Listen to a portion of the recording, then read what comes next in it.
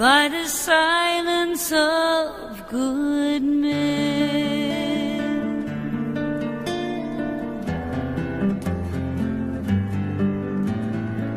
Silence is golden, well, that's what they say.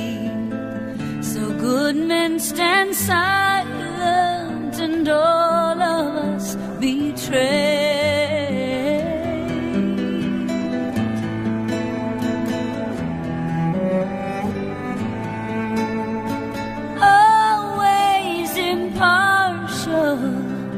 Just watching from the side, careful to cover the fears that they might hide. Don't have to tell lies or reach a helping hand, but their silence speaks across the whole land.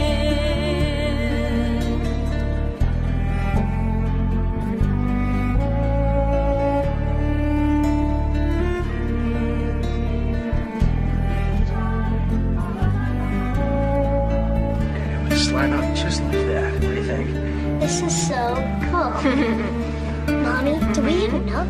We gotta get one for every club. Well, I think you just counted the big clubs, right, Johnny B? I didn't. 3. It's right now. Oh, good. If we don't have enough, can we come back for more? Sure. They're perfect. Aren't they? Daddy's gonna love them. Can I help wrap it up? Can I help wrap it up? Of course.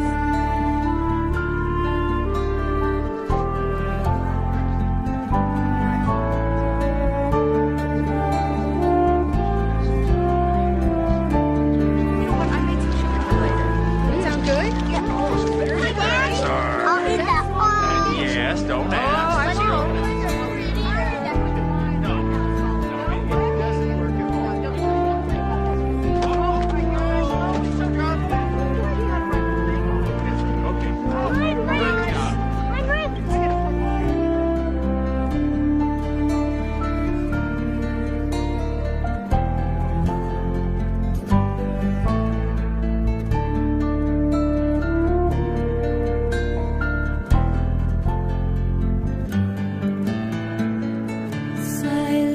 Is golden, oh, that's what they say. So good men stand silent and all of us betray.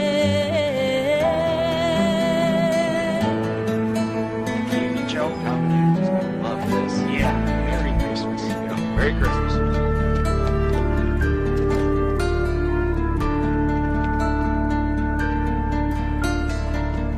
There's always evil that hides in this world, and then the evil endures by the silence of good men.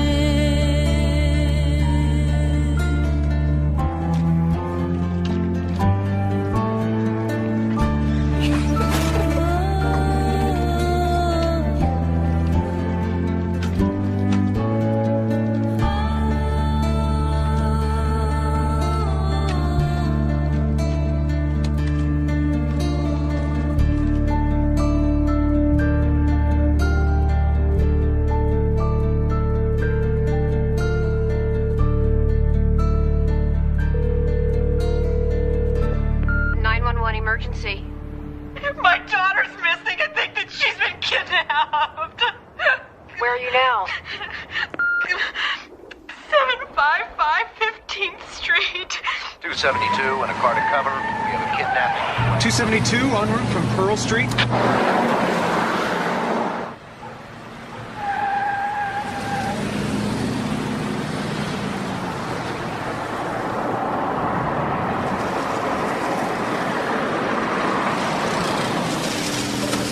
Back here, 270. 305 on the civil standby. 217. This will be clear for the rest of My baby's gone. Somebody's kidnapped my baby. Came down from our bedroom, which is on the 3rd floor, and I stopped off at the laundry. stitches on the second floor so that I could just wash out one of her jumpsuits. And then I came downstairs, and that's when I saw it. It was here. It was right here. Shouldn't you close the airports? What about roadblocks? What do you do first? One moment, sir. Is this where you found it, ma'am? No, I found it right here on the stairs. Is it 8? Yeah, they said they were going to call between 8 and 10. What time is it? Honey, it's only a bit after 6. After you found this, what did you do? I ran back upstairs to her room, but she wasn't there. She wasn't in her bed. She was nowhere. Honey. They're going to call between 8 and 10, and we have to follow their instructions to the letter. It says if you want her to see 1997, you have to follow our instructions to the letter. Honey. Oh, Jesus! They're going to cut off my baby's head! What? Read it! It says that if we talk to you, she's going to be beheaded! Honey, easy, does it? Easy. Come on, honey. Call the Reverend Hoverside. Don't you want to talk to him? I want to talk to my baby! Come on, honey. Let's call Priscilla. Good night. Almost everyone's on vacation. Okay, Art will be called. Linda, hi, Bob Whitson. Listen, lucky I got you at home. We got a report of a kidnapping of a 6-year-old girl, and there's a ransom note. Just come in. I need Patterson and Trujillo. When was the last time you saw her? 10:15 last night, 10:30. I went in right after that and dressed her and sang her a song. And you didn't see her after that? No. All right. This is her room. Did you hear her? I mean, did you get out of bed for anything? A snack, a glass of water, or the bathroom? Our bedroom is on the top floor. It's in the front. This is the back. It's hard to hear. Oh, honey. This isn't helping. Come on, let's get out of here. Who else was in the house? Just Burke, our son. Where's his room? He's way in the front. Did he hear anything, do you know? He's still asleep. Could you show me his room? Should I go to the bank? The kidnapper told me to go to the bank. He wrote that she's safe and unharmed. Of course, he has to say that to get his money, doesn't he? This is Sergeant Whitson at Boulder PD. I've got a kidnapping, and I'd like an FBI liaison. Make sure he brings the protocol manual.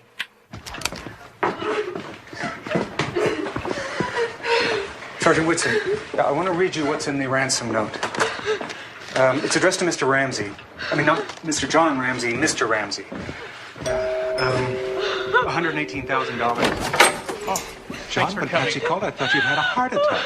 Patsy, what is it? What's wrong? What is it? Immediate execution, that's 1. Beheaded, that's 2. She dies. Yeah, it's signed Victory SVCC. No, sir, I have no idea.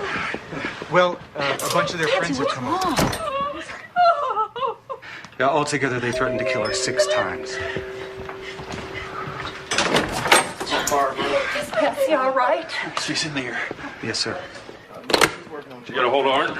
On her way. What about Larry Mason? Where's he? He's also on vacation. Well, get him in here. Okay. Take this immediately, Commander Eller. Mr. White and Mr. Furman are going to take you over to play with Daphne for a while, okay? Attaboy.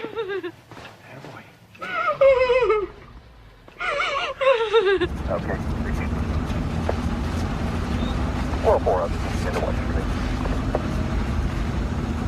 Good night, sir. And repeat. Hello, Reverend Hoverside. Thank you for coming. Of course, John. Family's well-to-do. Yeah.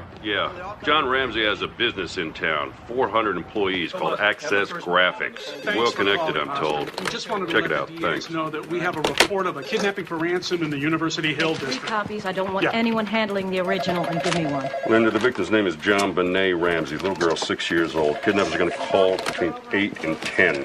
755 15th Street. That's where you're going. Parents are there.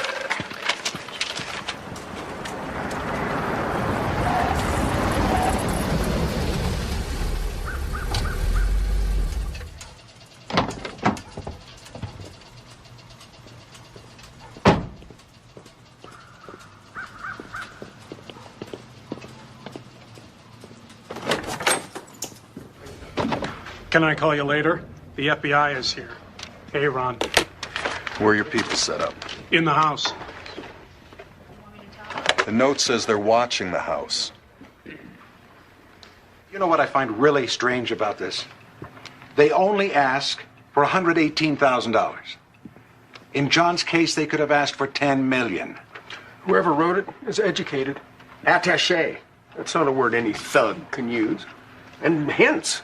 Who says hence? And use that good Southern common sense of yours. John's not from the South. Patsy's from the South. Maybe it was meant for Patsy. But it's addressed Mr. Ramsey. Patsy, don't you find that really weird?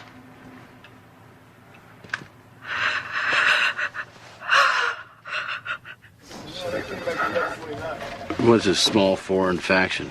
Terrorists. It's like the War and Peace or ransom notes. An ordinary kidnapper says, we got your kid, we want $5 million, we'll keep in touch, period. And $118,000? How's a small foreign faction going to split up $118,000?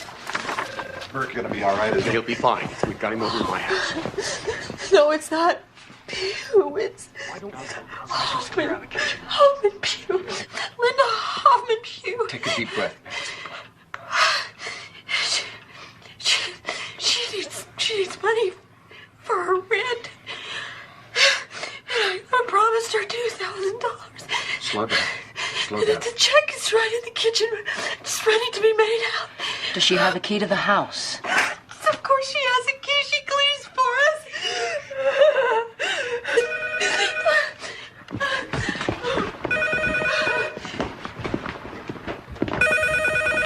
Wait. Let me get the recorder on. Hello? Look, can I call you back? I can't talk on this phone. Why didn't they take me instead? Why didn't they take me instead? Patsy, don't say that. Don't say that. I carried her upstairs and I read to her for a little while, and then Patsy came in and I went downstairs to get Burke ready. Did you lock the house when you came in? Do you have an alarm system? Oh my God. I never use it. Reichenbach, come over here. I want you to verify something for me. Look like a spider web to you? Yes, sir. I think so. It's pineapple. Patterson? John Ramsey just came in. Mr. Ramsey, do you have a minute? Yes? We need a writing sample from you, sir. Just a few words and maybe some samples from your wife, like a grocery list, something like that. There's bound to be something here in the kitchen. French, bring your guys in Maybe here. down by the phone here. We're going to clear the house of all officers and non-essential personnel. We're sealing JonBenet's bedroom, and I want you all, Mr. and Mrs. Fernie, Mr. and Mrs. White. Oh, yeah. I wrote this. And this list, this is Patsy's shopping list. Oh, good. There's got to be something upstairs here. Oh, wait a minute. This is Patsy's writing tablet. Great. Mind if we get a handwriting sample from you now, sir? Of course. Have faith, Patsy.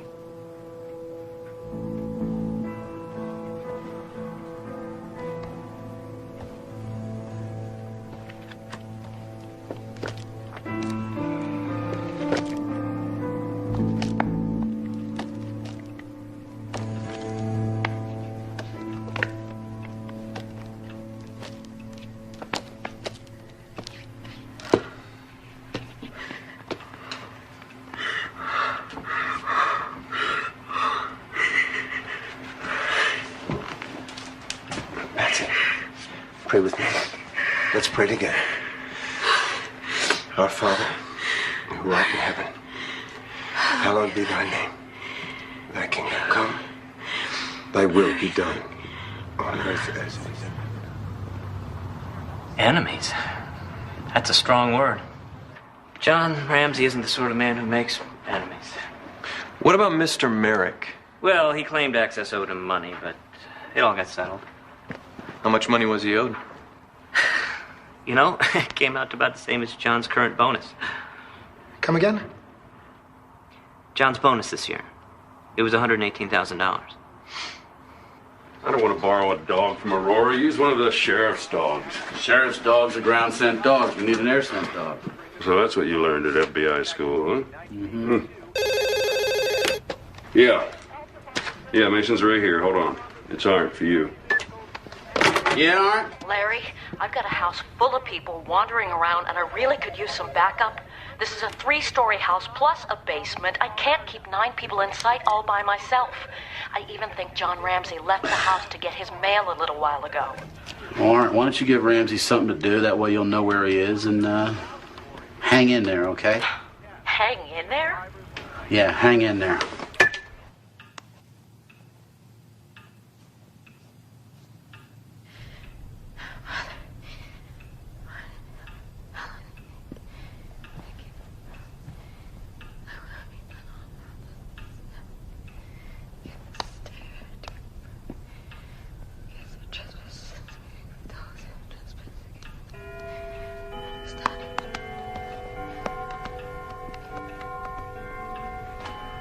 Mr. Ramsey?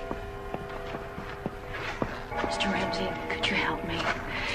Could you and Mr. White go through the house one more time? I needed to see if anything is out of place, something of your daughter's that they might have taken, a toy, a sweater, anything. It would really help. Mr. White, could you come here for a second? Where do you want to go, John? Why don't we start downstairs? Stay with John.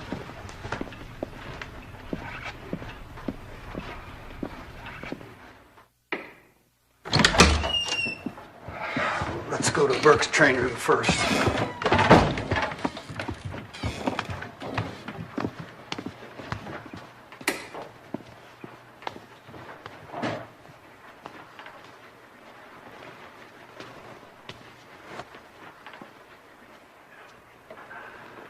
John, what about this window? Oh, that was me. I got locked out in August and I broke the window so I could get in.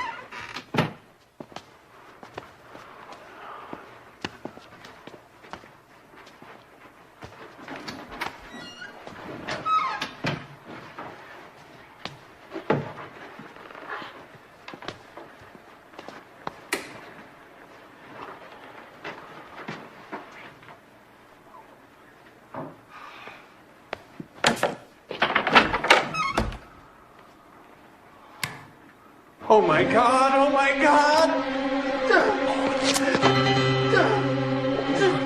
Oh, she's stiff. She's so stiff. I found her! I found her! An ambulance! An ambulance! Stay here. Oh my God!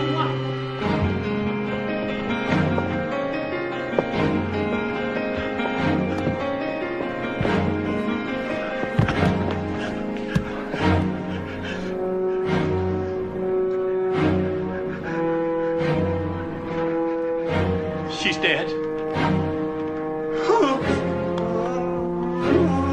Mr. Ramsey, Mr. Ramsey, I want you to call 911. Speak to your wife. Mr. White, I want you to stand by that door. Don't let anybody go down to the basement. Ramsey, speak to your wife. Do that now. Mr. Ramsey, please. Please go.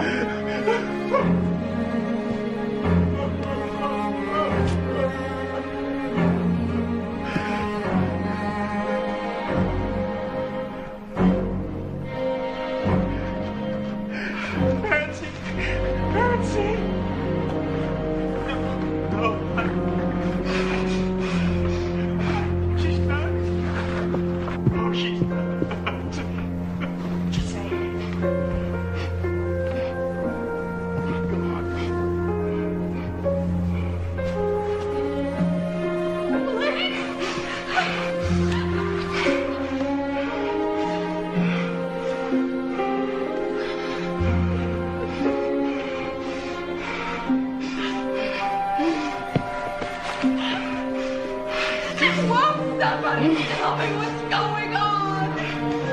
What is it? John.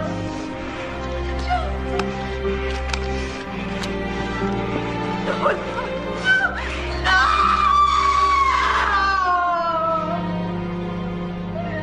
no. Yes, this is Detective Linda Arndt.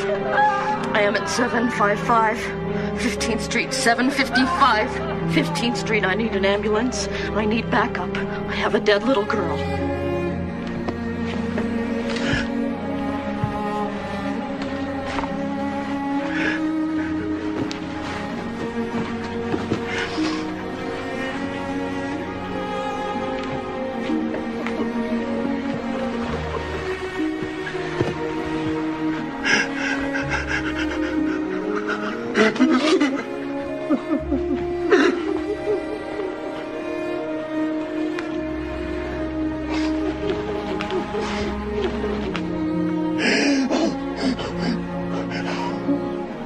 My little angel. Oh, my little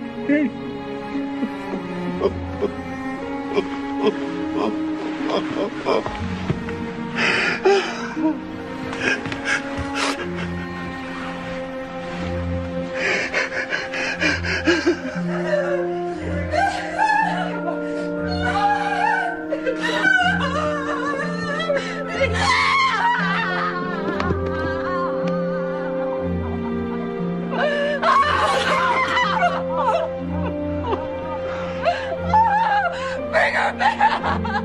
Bring her back to life!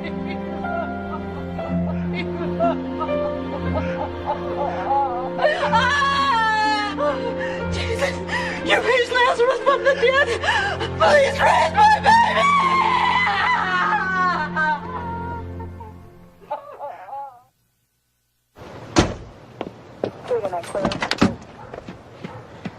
Show us where they found it.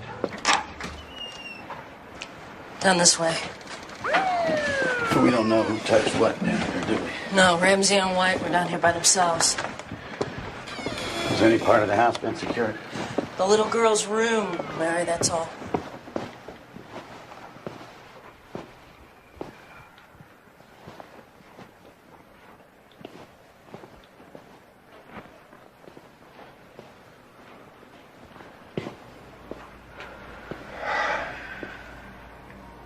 Just doesn't smell right.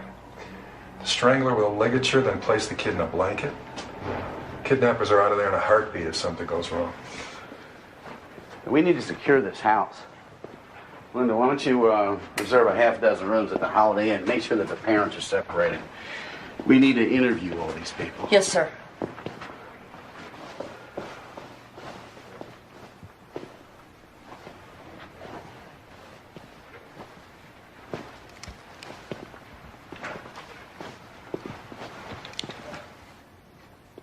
Wow, point of entry right here, Ron.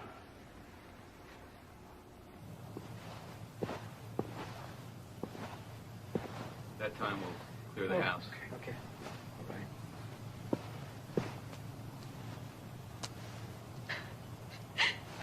I just don't understand who could do this. I don't either, Patsy. Did you hear anything Mr. Ramsey said to his wife? Linda? Is this everyone? I don't see Mr. Ramsey. Let me check in the front.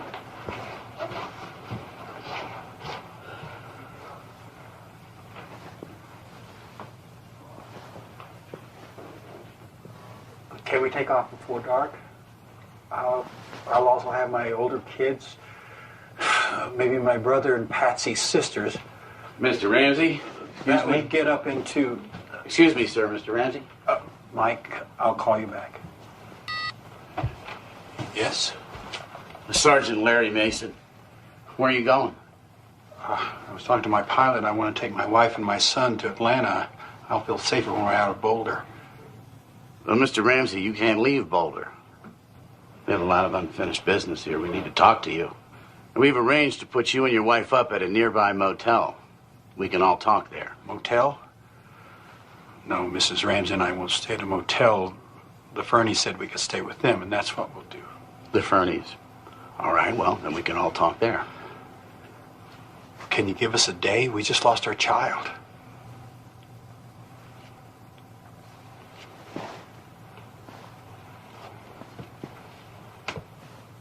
All right, okay. We'll see you tomorrow. Sir, we need everyone to vacate the house now. I don't want anybody in here. Don't worry about it. Patsy, you can have our room and spend some time with Burke. Talk to him. Let me hear my jelly bean. Daddy! Daddy, are you all right? Something awful's just happened. Son.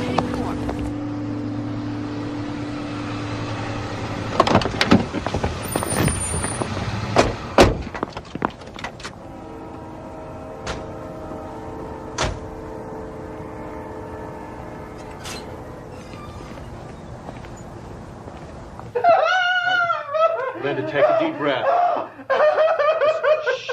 Just take a deep breath, Linda. It's okay. Linda? Linda, I'm going to read you some words. I need your help. I need you to print these out for me, okay? I'm going to read these words out, and you need to print them out for me, okay? What words? Just print Mr. Go ahead. Try it the short way, Linda. M.R. Dot. That's great, Linda. That's great. Now, print the word attaché. You need me to spell that for you? Okay. A-T-T. That's right. A-C-H-E. Great. Great.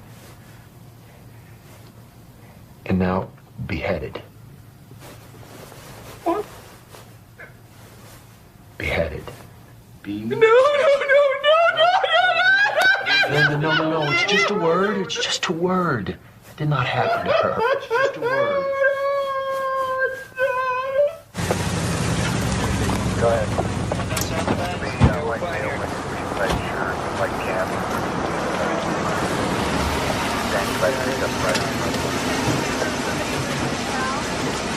So, let's see what Trujillo has for us. The music. We should be all wrapped up by around 9:30. We could turn the house back over to the family then. Are you sure? It's a big house, and it's at night. I've seen it take 2 to 3 days to search a house a fraction the size of this one. Our people are done. Now, have you checked all the rooms? There's 15 rooms upstairs. There's 6 more in the cellar. The crime scene tech says they're finished. They checked the child's bedroom and the cellar room where she was found. We also dusted the doors and the windows. Plus, we bagged all the evidence. We're done. Why don't you secure it and come back tomorrow? I mean, you don't want to hand the house back to the family, right, and then find out we missed something vital. The techs are satisfied. Well, I'm not satisfied. Tom, have you cleared this with Eller? Tom. Hey, Pete Hostrom, please. Hi. Yeah, it's me. Listen, you got to talk to Eller. They're closing down the search. Crime scene belongs to the police. If we say we're finished with it, we're finished with it. It's your call to make absolutely. All I'm saying is, what's the rush? The Ramseys aren't in any hurry to sleep there. The child had duct tape across her mouth. We haven't found the roll that it came from yet. You should be scouring every closet, every drawer, every crawl space, vacuum for hairs and fibers. Look for footprints, shoe prints. It's a murder, Commander. I'm head of detectives, Hofstrom, and I sure as hell don't need a DA to tell me this is a murder. It's a murder, and we don't have any witness. In a murder without any witness, there's no such thing as too much physical evidence. You have to collect every scrap. This isn't right. This just is not right. I don't know. Maybe Eller knows something we don't know.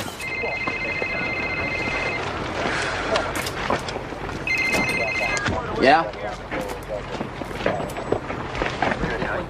Yeah. You bet. You got it. All right, hold it. None of this stuff is coming down. Put the lights back up, put the tape back up. We're going to be here all night if we have to. You were definitely asleep, The scream was so loud and so terrifying, it woke me. but you only heard one scream. One wasn't enough. Sure it was a child's scream? I can tell a child scream from a grown-up scream. It was a child. Larry, I'm way past deadline. That's not my problem. Have you found any signs of a break-in? I got nothing to say. Have you made an arrest? Got nothing to say. Do you have a prime suspect? I have nothing to say. Well, do you have any suspects? I got Oh, nothing to come on, say. Larry, don't shut me out. I got a right to know. I don't care about your First Amendment. All I care about is solving this case. There's a dead little girl, and the public has a right to know if there's a murder on I the got loose. nothing to say. Oh, come on, then talk to me off the record. Tell me what I can and can't print off the record. Off the record. Turning the tape recorder off. Off the record. What do you want to know? Cause of death. Can't tell you that. Was she shot? No. Stabbed? No. So she was strangled? You can't print that. Can I print that she wasn't shot or stabbed? Yes, but you burned me on this there, I'll never speak another word to you, so help me God. Not one word.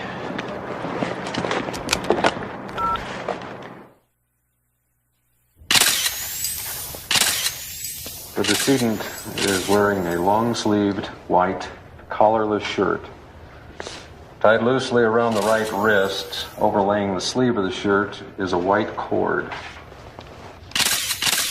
Do you ever mention that before? He'd broken into his own basement? No. And you believe him, that he'd do something like that? Of course. Why would he lie?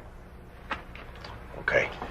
So the two of you come through the room with the broken window, you go through the boiler room towards the door at the end, and Ramsey's ahead of you, is that right? Exactly. Like earlier. Like earlier? What do you mean? Were you two down there before? Not John. Me. I told you that. Or did I tell the woman detective? Maybe I told one of the uniformed policemen. I know I told somebody. Well, tell me now. Well, a few minutes after my wife and I got there, I searched the house. You know, room by room.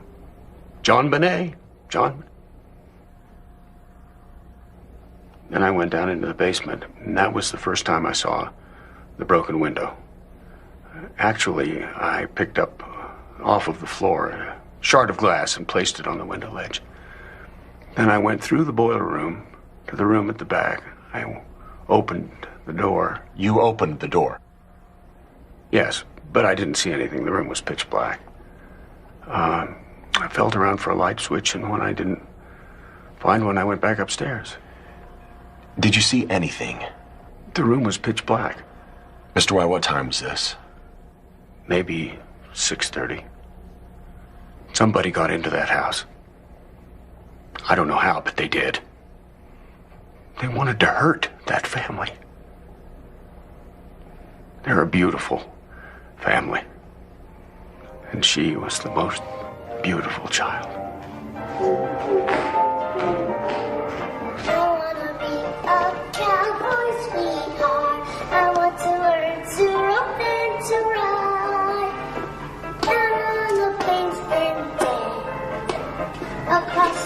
Good. Let's do it again. And again and again and again.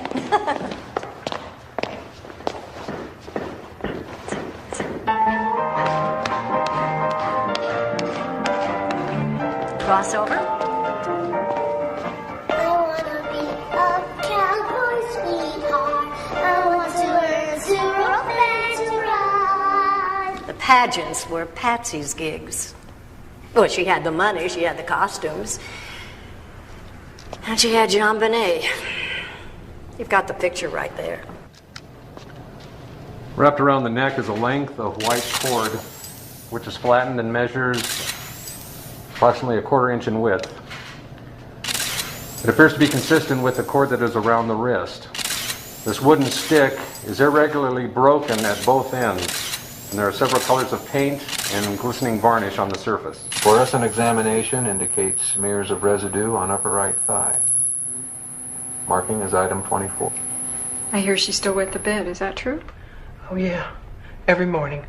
When I came in, Patsy already had the sheets off the bed and into the washer. The blanket was already in the dryer. Which blanket? JonBenet has her own special white blanket. Did Patsy ever get upset by all this bedwetting? I mean, day after day washing those sheets? What's the big deal? The washer's right outside the bedroom. Do you ever notice any unexplained bruises? Unexplained? You know, a bruise that doesn't look like it was made by a fall or a bump. No. Did she ever complain to you about being hit by either of her parents? No. Did you ever see Patsy or John raise a hand to her? Never. Never. You don't understand these people. Patsy is just a sweet person. She spends every spare minute with those kids. Bedtime stories, school projects, whatever they needed. The Ramseys loved their children. As a typical kidnapping ransom note you might find in any movie scenario. Investigative sources have told us the note directed the family to pay $118,000. It also mentioned future demands, conditions the police planned on meeting. The Boulder police held an 11 o'clock press conference this morning. There wasn't a thorough search of the house conducted initially. It's a fairly large structure, and we had no reason to believe the child was in the house at that time. We were treating it as a kidnapping for ransom, based on the statements of the parents and on the contents of the note. John Eller. Yeah, Captain. Yeah, well, I really appreciate the offer, Captain, but I don't want you to have to leave Denver short-handed, not with all the murders you have over there. I will, and thanks for calling. Back. Everybody's being so damn generous. Denver PD, Sheriff's Office, even the FBI wants to hold our hand. So what do you got? John Eller. Go ahead. The preliminary test indicates that the ransom note was written on paper, torn from a pad, found in the Ramsey house. Thanks. Did you get that? Got it. What else? As of now, we have no indication of forced entry, but the burglar alarm was off and lots of people seem to have keys. Meyer found a subdermal hematoma below a skull fracture, so it's possible a blow to the head contributed to her death, but it might have been the rope around her neck is what killed her, and still have no idea what room she was killed in. The coroner sent a bunch of samples to the CBI labs, and one of them from her thigh. Looks like it might be semen. Semen. Okay. I want the Ramseys questioned as soon as possible. You know, Walker doesn't think there ever was a kidnapping. Well, I got a lot of questions, and I'm sure we should have asked them yesterday. Don't count on getting a whole lot from the mother. The lawyer says she's heavily medicated. Good evening, I'm Michael Bynum. I'm a friend of John's and general counsel for Access Graphics. Please, come in. Linda. They're, broken-hearted, doesn't even begin to express how they feel. Larry Mason, Boulder Police. Jeff Ramsey. Sergeant Mason, Detective Arndt, this is John's brother, Jeff. Mr. Ramsey, may I? Sure. Well, sir, first thing that we want you to know is that your help and your wife's help absolutely vital in helping us find the killer.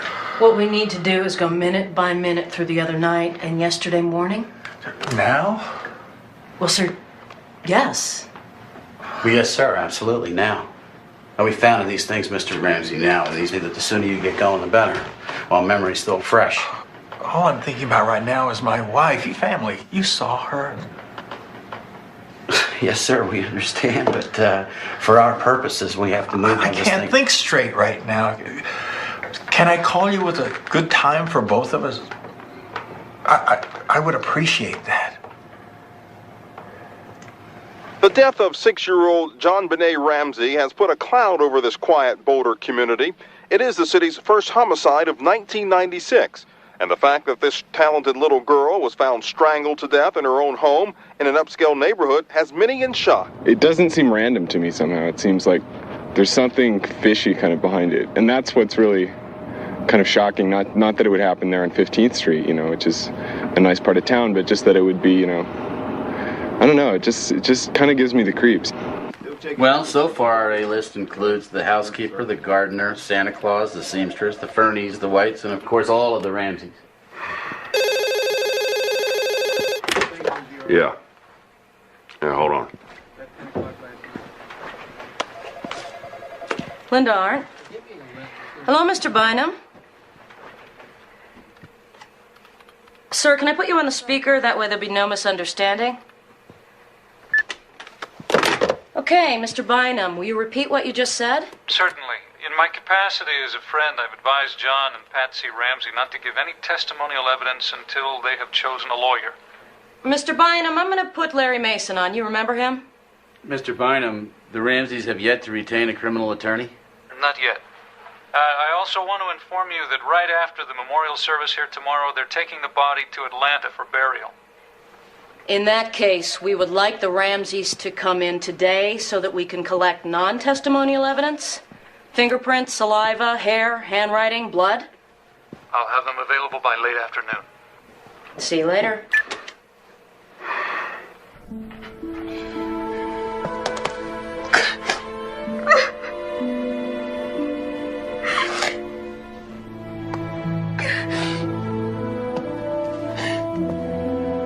Mr. Thomas,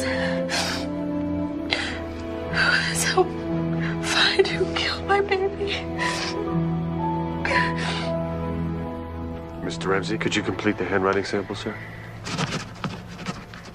Just because you haven't interviewed the Ramseys, you can't use the body as a weapon. It's not right. I don't care. It's unethical. I don't care. It's flat out illegal. It's a police matter. Mason, instruct the coroner not to release the body. I won't. I can't break the law. You either get on board or you get the hell out. That's your call. And you got it. Illegal. It's illegal.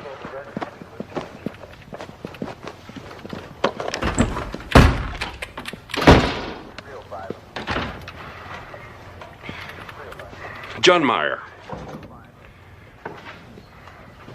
John. Yeah, it's John Eller.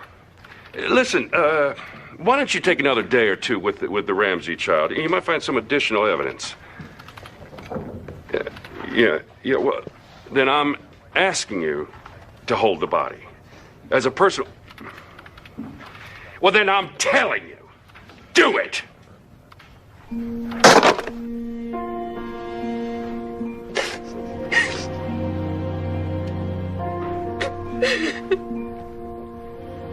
Just one more saliva sample and we'll be done. I did not kill my baby.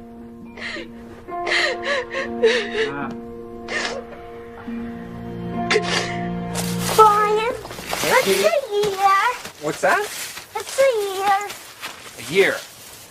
Well, that is the amount of time it takes for the Earth to make a complete trip around the sun. So I've been around the sun almost 6 times. I guess you have, yeah. How many trips have you made? Oh, well, I've been around 27 times. So many trips. Yep. So many trips. Roses. Whoa, that's a big rose. Ow. Brian, do roses know their thorns can hurt? Well, I don't know if they know they can hurt. The thorn's there to protect the rose from animals. Let me see. Oh, don't pick up the leaves, JonBenet said to me. I want to play with them. She said her daddy and her did that last year. And, real quietly, she said, I wish he was around more. I really miss him. God, then she started to cry. I mean, the tears are just rolling down her face. I miss him a lot, she said. The murder of JonBenet Ramsey in Little Miss, Colorado, 1995, has raised many questions regarding her involvement in the child beauty pageant world.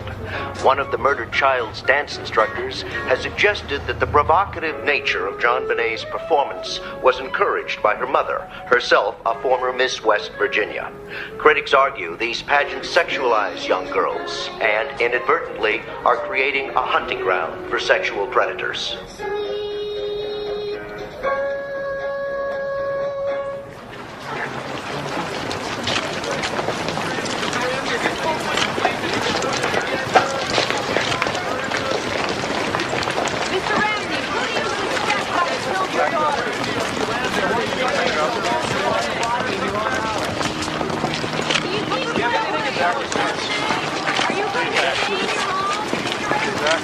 I said stay back. Hey, you're supposed to catch criminals, not protect them.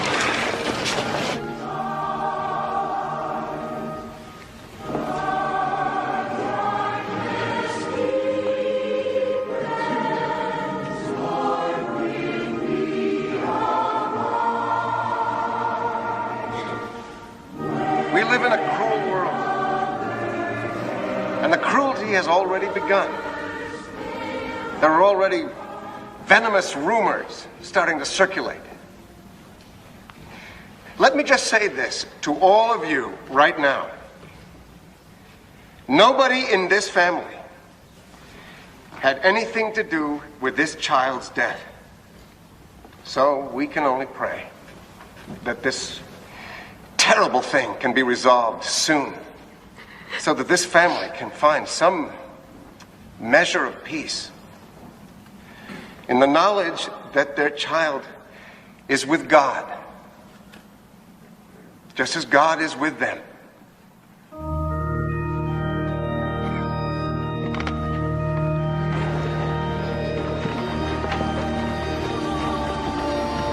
She was the most thoughtful little girl. She was beautiful. Thank you. I'll always treasure her.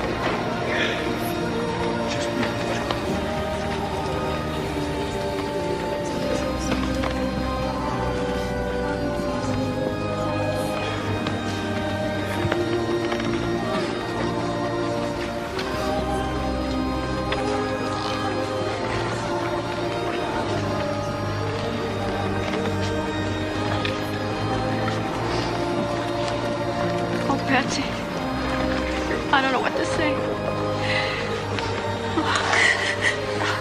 She was so beautiful last time I saw her. The last time I saw her, she was dead and cold.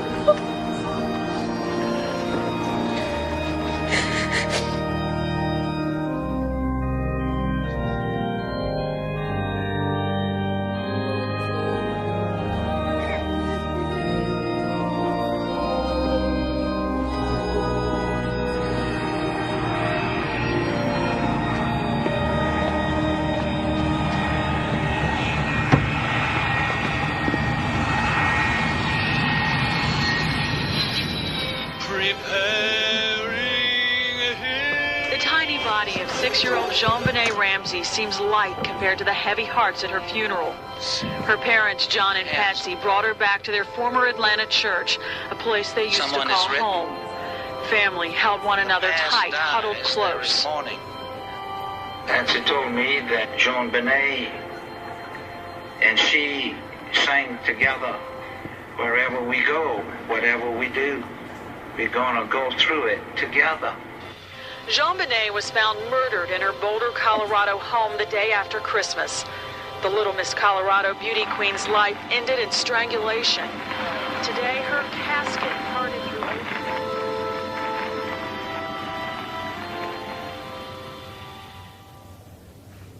And then, I just realized that was the last time I heard her voice. It was just baking cookies and making jewelry. You can't have lawyers talk for you. For her father. You do the talking. Please, you do not grasp our situation. We have been hammered by all kinds of ugly rumors. I'm sorry. But when you go and hire lawyers and a public relations representative, and you refuse to talk to the police, you hand people the perfect opportunity to think the worst. You have to go back to Boulder and cooperate with the police. Please, this is unthinkable, John. Don't hire lawyers before you talk to the police. What will anybody think of parents who defend themselves to attorneys when the body of their murdered child is barely cold? John, please. Just get away from my door. Accomplish anything by shouting. The top Boulder legal expert warned yesterday there was nothing inappropriate about John and Patsy Ramsey leaving the state to attend the young beauty queen's funeral in Atlanta.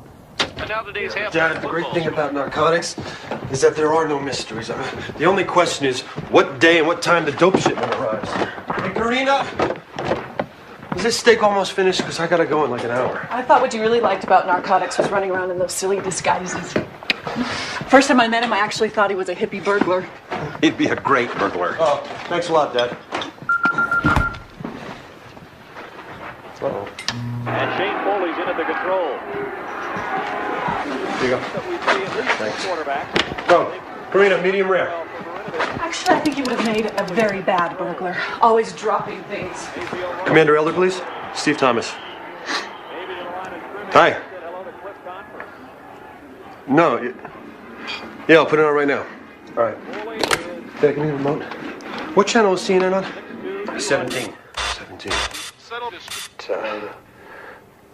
For our grief to resolve itself, we now have to find out why this happened.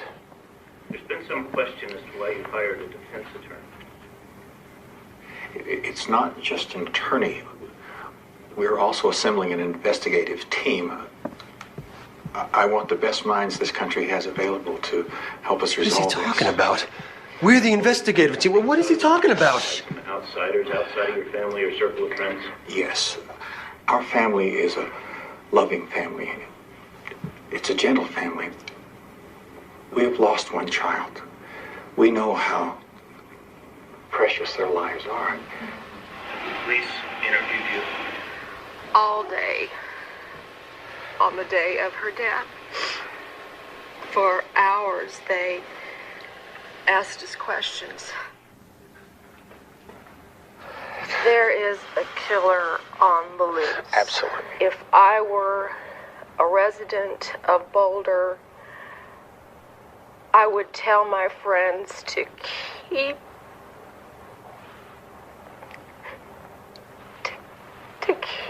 your babies close to you. For God's sakes. Oh, turn it back on. I want to hear this. What's there to hear, Dad? I mean, they're too deep in grief to talk to us, but they could talk on TV? I mean, they could go on TV and talk and talk and talk. I want to hear this, Steve. Fine. At least JonBenet will never have to know cancer or the death of a child. Yes. There's a killer on the loose. Keep your children close. They make me sick. Oh, I don't know. It's as dumb as hell, but they've just lost a child. Now, maybe they're not thinking smart. You believe them? Well, I don't know if I believe them or not. But I don't disbelieve them either. Excuse me, were you in JonBenet's class? You know JonBenet. Excuse me, did you go to the Ramsey house to play? Excuse me, could you help us just by answering a couple questions? Sweetheart, what's your name? Tell us your name. Did you ever play with JonBenet? Let the kids into school, folks. Please stay back. And what's important is you know all of us are here for you. Don't be afraid to come talk to us. That goes for parents, too. Nobody is too busy for you, okay? Yes, Jillian. We only live 2 blocks away from JonBenet. What if the bad person comes to our house? I promise you, he won't. I can't even remember when something like this ever happened before. Nobody can. Tonight, you should all feel safe. Yes. Yeah, JonBenet's parents could have told her that, too. That's true, and they would have been right. This is a rare occurrence. Okay, wait just a second.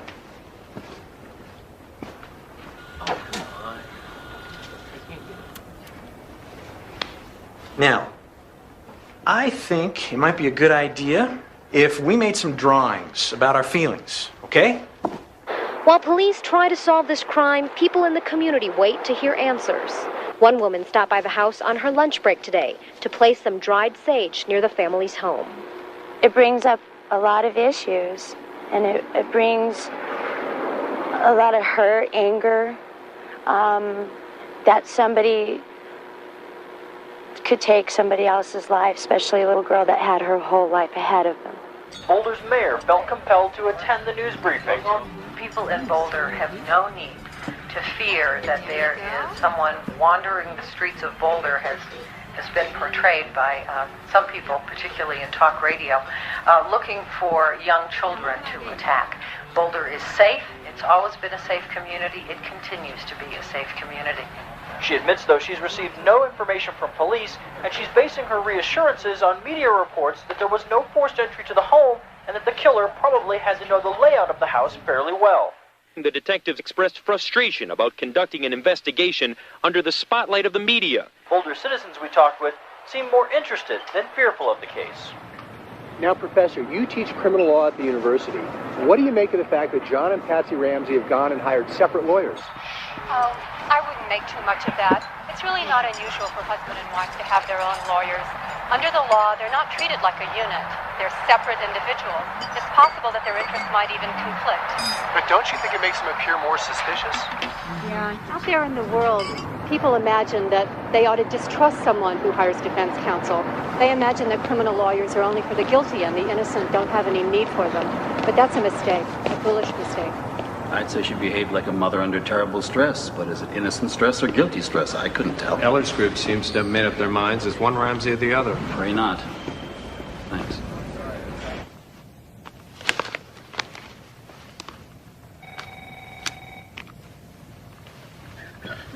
Hello, Alex. Hello, gentlemen. Oh, I agreed with you. I can see by your shirt. It's my Saturday shirt. I knew you had a system. Okay, how do we look? We talking days, weeks, months? Months. The police just finished 9 days searching the house. They logged over 800 items. It's a long road. Anything point to anything? More towards somebody from inside the house rather than an intruder, but until the police do a lot more work, I'd make no assumptions. Autopsy, what did that give us? Vaginal bruising, some stains that look like semen, but the test results haven't gotten back yet. And where are we with the Ramseys? Hair, blood, handwriting samples, but no interviews, not yet. They're barricaded behind their attorneys. Yeah, the rich are circling the wagons around themselves.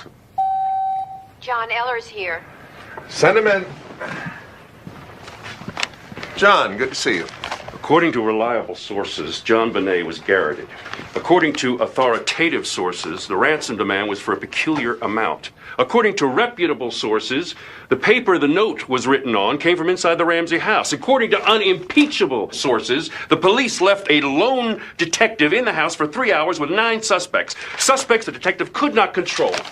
This stuff is killing us, and your office is leaking it. We're not leaking anything. Like hell. Oh, it happens that we talk to the press more often than you do, which has served us pretty well for the last 25 years. No, that's your way, not ours. Anything that gets out hurts us. If it's accurate, it tips off the killer. If it's derogatory, it ruins us with potential witnesses. These stories make us look like the Keystone Cops. All right. Turn off your flamethrower. What is it you really want?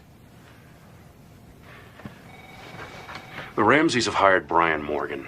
We're having no luck with them. Tell the Ramseys to talk to us. I'll do what I can. Anything else? We can't do that, John. If the victim's parents were dirt poor, any decent public defender would still advise them not to speak to you. All the Ramseys are doing is exercising their constitutional right. They don't have any rights. Constitutional rights are for people who've been charged. Nobody's charged the Ramseys. Not yet. If they're not suspects, they're witnesses. And under Colorado law, witnesses have even more rights to refuse to talk to you. Or have you forgotten that, Commander? Damn it. Which side are you on? Always a pleasure, John.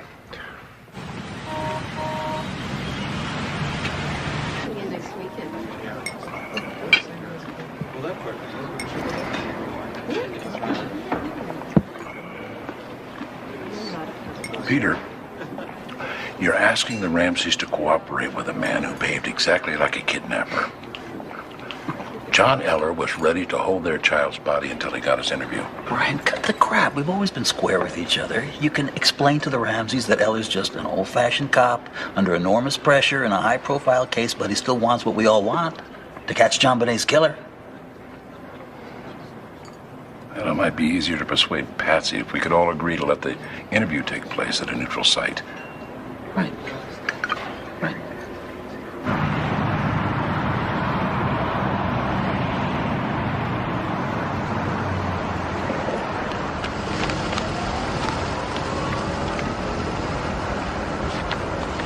It's a white house somewhere around here. I don't know. It had a big circle driveway. She must have been 6 when these were taken. Do you believe in miracles? I didn't. But I was wrong. In the summer of 1993, Patsy was in stage 4 of ovarian cancer. And stage 4 supposedly kills you. Okay, my little baby doll. I want you to give this to Mommy. She's gonna really like it. I bet I will. Uh-huh. You be a good girl. Boy, that looks good. Oh. Is it good? It's delicious. Can you say that, Johnny P? What is it delicious? It is very tasty. What Grandma made is delicious. Now, is it, delectable? Oh, it is for sure delectable. What's delectable? Well, delectable is delicious plus plus, just like you, Angel. Delicious plus plus? Cool. Yeah. Cool. In May of 1994, she got well. The main thing that saved her was her family, her husband, and her children, and especially JonBenet. Mrs. Paul, having spent a lot of time visiting with your daughter, did you ever notice anything odd about JonBenet's toilet habits? Yes, you mean, when she would ask for any grown-up within shouting distance to wipe her? Any grown-up? No shame whatsoever. And anyone she called would wipe her? Oh, no. There's some people who thought she was old enough to wipe herself. But a doctor said that because of the regressed potty training because of Patsy's illness, this was not abnormal. Did you ever notice anyone go out of his way to wipe her? Who in the world would do that? Well, here we have a child who asks grown-ups to wipe her private parts. Is it possible someone might see that as an invitation? Oh, I'm not sure that I like what you're implying, sir. I'm not implying anything, Mrs. Paul. I'm just asking. This conversation is definitely over. I'd appreciate it if you left.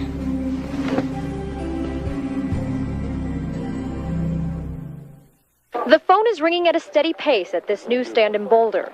Most people are calling to voice their support. Eads News and Smoke Shop will drop the edition of the Globe that comes out on Monday. Eads had planned to carry the issue with crime scene photos of JonBenet Ramsey. But late in the day, store managers changed their minds. They just felt as if it wasn't in their interest to carry something like that. We're in support of the Ramsey family. Pete Roos says it doesn't matter who will or won't be selling the issue. He won't be reading it anyway. That's just pushing it too far. A little decency would be good. Globe spokesperson Tony Frost says that is not the case. We took very careful consideration before publishing these photographs. We had a large selection to choose from, and we chose what we feel are the less sensational ones. From the beginning, sources have told News 4 catching the killer would mean proving forensic evidence found inside the Ramsey home. That includes bodily fluids found on JonBenet Ramsey and elsewhere in the house. Publicly, police will not say when that lab work will be finished. Here, Chris, for your mom. Why the hand delivery? Alex, you need to know Boulder PD has requested we no longer copy you on our findings in the Ramsey case. Wait a minute. Eller's withholding evidence from us? Pete, I don't take sides. You and Kobe's people need to get on the same page in this case. Thanks for the heads up. What does this say? A residue on her thigh was not semen? Smeared blood. You sure? We're sure. Then there's no evidence any male ejaculated on the child's body. Right.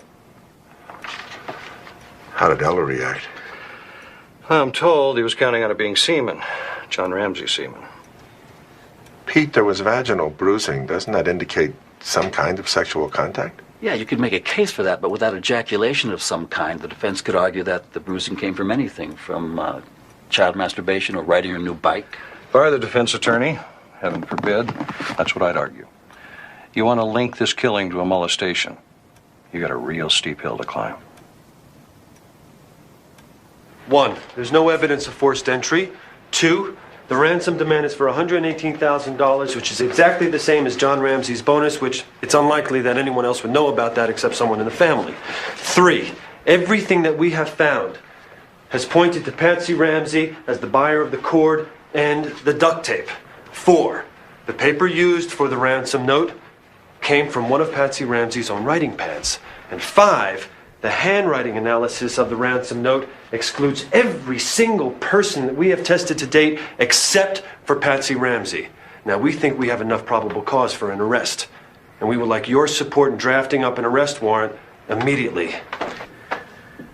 Steve, I think you left a few things out. For instance, the open cellar window had a scuff mark below it and a suitcase below that. Yeah? Well, face it, you can't say for sure that Patsy Ramsey wrote that note.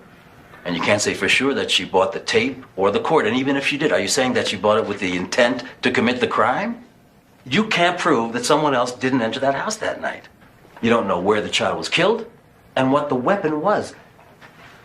You don't have a makeable case. You're not even close. Let us arrest her. Put her into the system. I promise you, when Patsy Ramsey is mugged and printed, and when the flash goes off in her face and the cell door slams shut behind her, she will fold. She will beg. No, if she begs at all, it'll be for her lawyer.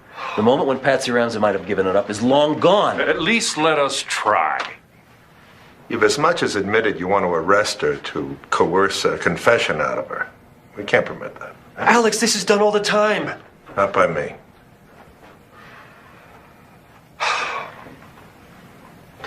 Bring us a case. Newsroom, please. Julie, hi, it's me.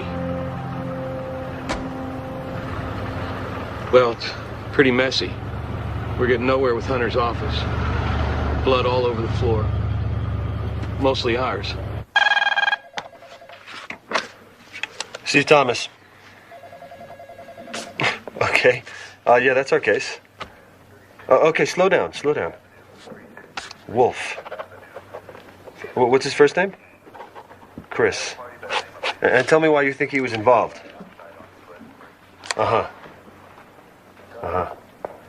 What's your name? Jackie Dilson. We went to a party, but then he wouldn't eat dinner with me, so I went to bed alone. So I wake up around 5:30. This is the morning of the 26th. Right. I wake up around 5:30 and Chris is in the shower, and his jeans and his sweater on the floor, and they're filthy. Now, how did they get filthy? Then that night, we're watching the news, and we hear that the kid is dead, and he goes ballistic. I hope the bastard dies. He was abusing her. There's nothing too evil for him. He's talking about the father. Then the next day, he's like a caged animal. All he does all day long is pace. Pace, pace, pace. Hey, legendary Boulder police. Don't catch child killers, but they sure can't put the cuffs on traffic violators. They can sure do that. We want your help, Chris. Beautiful. Boulder police wants my help, so they bust me. Why should I help? Because you have a suspended license, and we can't ask a judge to let us confiscate your car. No judge will do that. You willing to take that kind of chance? What do you want?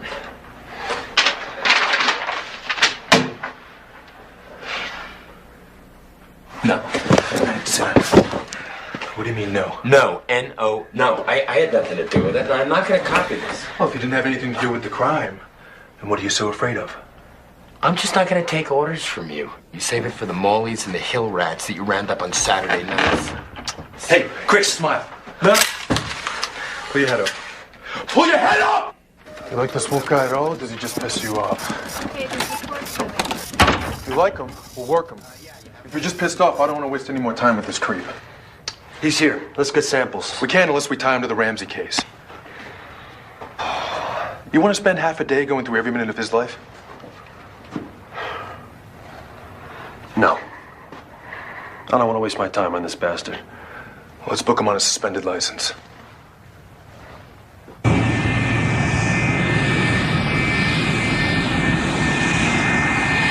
Flight 57 from Miami can be claimed on Carousel 13.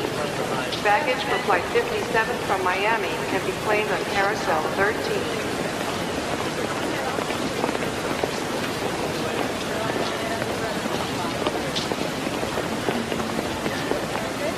Jeff. Craig, Hey, there you are. Sorry I'm late. No problem. I brought you some pictures. Yeah. These are all the players of the different people in Boulder. Okay. Now listen, I just want you to know that you're not under any kind of time pressure here. Don't feel like you've got to go out and turn up the story of the year your first day. Okay. Just take it easy, take your time, and try to make good sources. Oh, I have written for newspapers before. Yeah, so. but you've never covered a case like this before. Okay. You've got all my numbers, right? Yeah. Give me a call. All right, thanks, See Craig. you.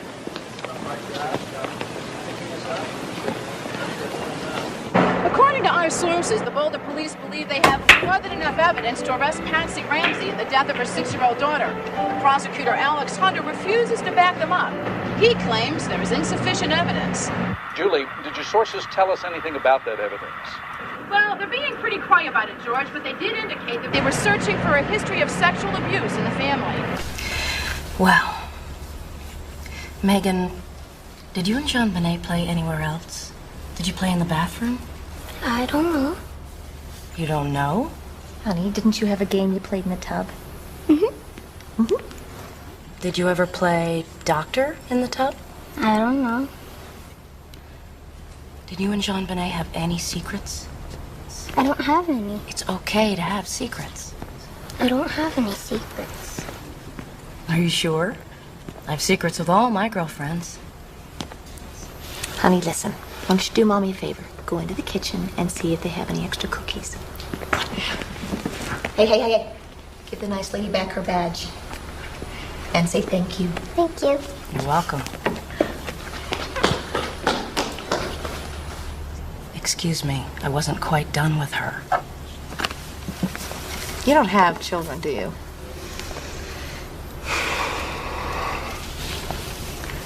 What's that got to do with it? Look, I was just trying to save us a little bit of time, all right?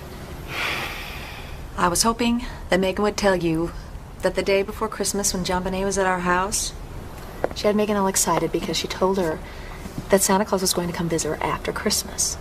And I said, no, sweetie, Christmas is tonight. Santa Claus comes tonight. And she said, no. My Santa Claus told me yesterday that he was going to pay me a secret visit after Christmas. Bill, nobody's going to give you a hard time about a casual promise you made to a child at a party. I never spoke to JonBenet about visiting her after Christmas. Are you sure you didn't say something like, I'll see you after the holidays?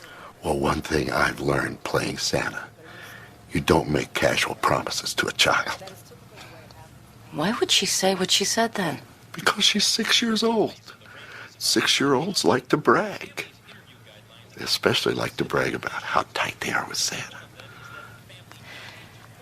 You have no objection if we talk to all the people you say visited you on Christmas Day, do you?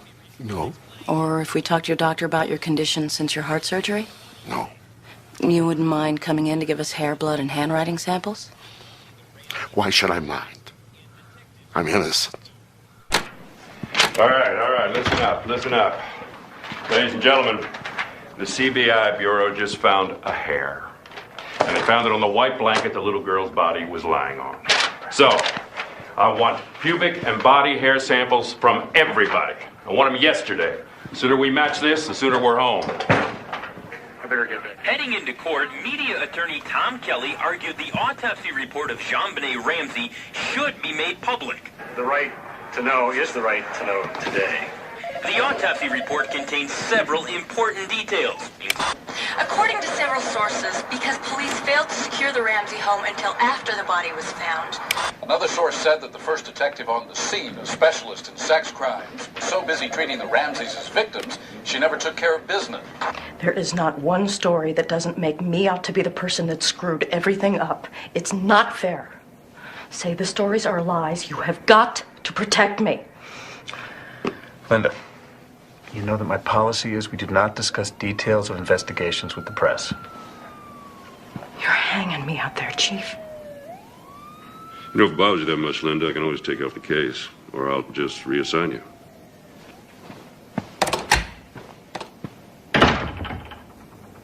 Once again, the Boulder police are denying new reports that they are trying to negotiate terms for an interview with the Ramseys. Look, whether you leaked this stuff to the media or you gave it to the Ramsey's lawyers, it doesn't matter. We are not going to share information with you from now on. He shut us down a long time ago. CBI was told to withhold its lab results from us. Under Colorado law, we don't have to work with you. We can kick your ass out of this case. When our job is done, we'll bring the case material over. If you don't plan to share information, just how are we supposed to proceed? We do what we want. And if we need your help on the law, we call you. He lets his people get so obsessed with the Ramseys, they won't even see another possibility. They ignore facts they don't like, They never discuss exculpatory evidence with us, and as soon as a suspect has a half-baked alibi, he's cleared. Kobe, do you understand what that means? You will never deliver what we need to prosecute this case. No sharing means the killer will walk. Is that okay with you? No, that's not okay with him, just as it's not okay with us. Tom, what do we do? What do we do? We let Eller investigate. That's what we do. And when he's finished, we let you prosecute. But in the meantime, why don't you and I hold a joint press conference and show the world that we're still on the same side? No. If the police want to go it alone, let Kobe go to the press alone. All right, well, how about we set up a joint war room right here in the Justice Center with everything we have, computers, files, the whole 9 yards, and our people and your people get together for status reports. What about that? So you're saying you will share your information with us?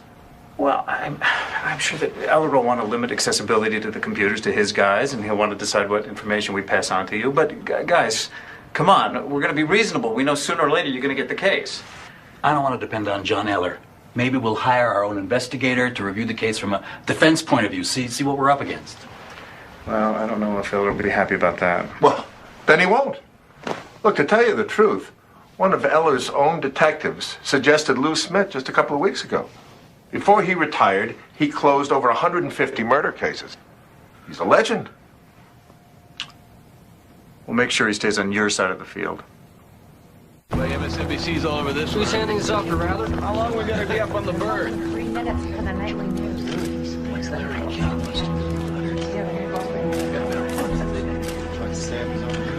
Beautiful. Walters is flying something. They look like the original Odd. I have a gut feeling about this case that I don't usually get. And that is that we're going to solve this case. I am not going to file charges until I feel I have it. The road to justice will not be paved with shortcuts. I want to say something through you.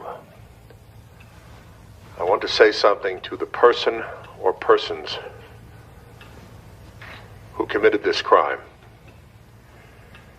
To the person or persons who took this baby from us. The list of suspects narrows. Soon no one will be on that list but you. You have stripped us of any mercy we might have had at the beginning of this investigation. We are going to see that justice is served and that you pay for what you did. We will ensure that justice will be served for this community, for this nation, and most importantly, for JonBenet. Did a great job, Alex. Really Thanks. great. You did it again. You must know something that I don't know to sound so confident. I didn't know we were that close. I might have gotten a little carried away.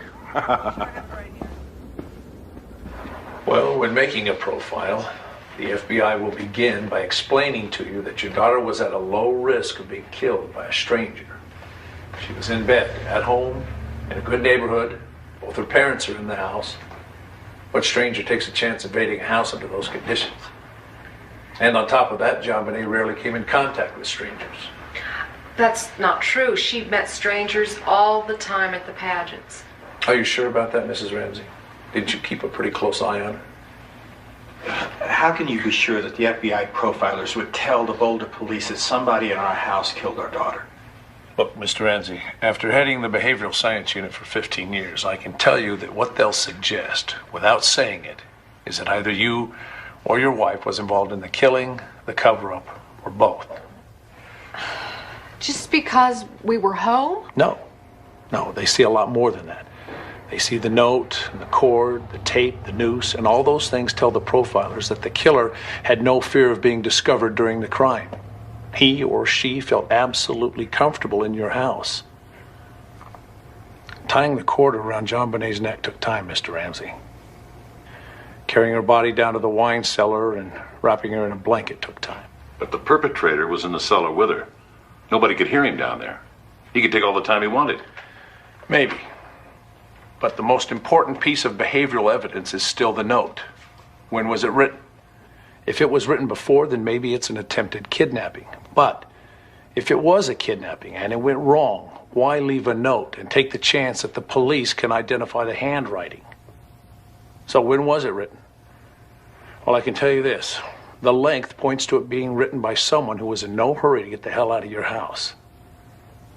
Now, trust me, this is a crime scene analysis, and based purely on that, the profilers are bound to like the two of you for the killings. But I've interviewed you and they haven't. You're what's missing from their appraisal. Yes. We have been missing. I think it's time.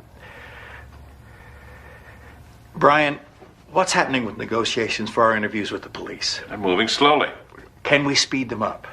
Not without making lots of concessions. If we have to, make them. It's time the police heard our side of the story. If John Douglas here believes we're innocent, why shouldn't they? Did you see the article in the Rocky Mountain News? Our sources say when the police arrived at the Ramseys' house the morning of the murders, they found no footprints in the snow. That's a terrible distortion. It is a distortion. There were footprints. These leaks make it look like the killer was inside the house all night, meaning a Ramsey, and they're coming from your guys. You don't know that. Come on, be real. Eller and his boys are sabotaging any case we bring in except a Ramsey. What if I get enough hard evidence to indict someone else? How do I stop a defense lawyer from making a case against the Ramseys to save his client? Oh, come on, that's a stretch, Alex. Not at all. Eller's created an atmosphere in which no other target is possible except the Ramseys. I tell you, he's not doing the job, and you've got to do something. Like what? Move Eller out. Oh, I can't do that. It'll look like the media put pressure on me to dump him. He won't get it done, Tom. All right, I'll lean on him to widen the investigation, but Alex, I'm not going to dump him. I can't do that. Come on. I just don't think it's a good idea, that's all. I think it'll work out fine if I could just have your support on it. You have my support. All right, then. Sure, 100%. Good morning, everyone. May I introduce Lou Smith, who worked homicide in Colorado Springs for the last 30 years. As Chief Kobe and I have agreed, he'll be cataloging and reviewing the case for prosecution. This guy going to run our case from Thank the you, back Alex. seat? On my watch. Listen, we're going to have regularly scheduled status meetings here in our new war room to swap information. And I should also mention that Pete here is in close contact with the Ramseys' lawyers to get their clients to agree to an interview with our office. So anything you need, let us know. All right?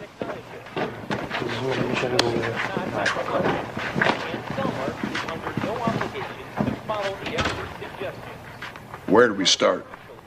You know what the cops in Charlotte are telling me about this guy? I can just imagine. He's completely out of his mind. Breaks into this house, takes this 2-year-old out of her crib within earshot of a babysitter, takes her outside, molests her, stuffs a cloth in her mouth and wraps her up in a blanket, leaves her for dead in a dumpster. Luckily, she lives.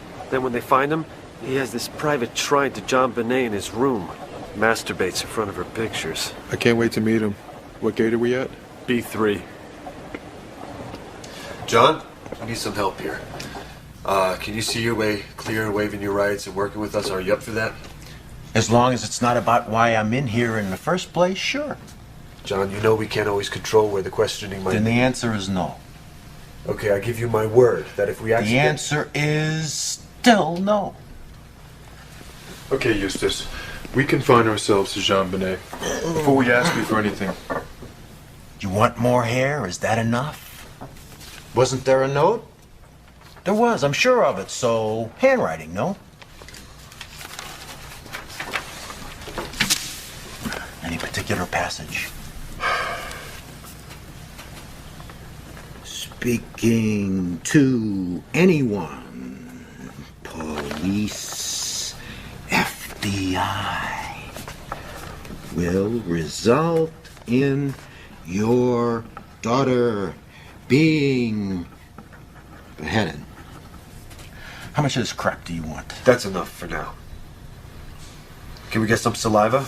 Sure.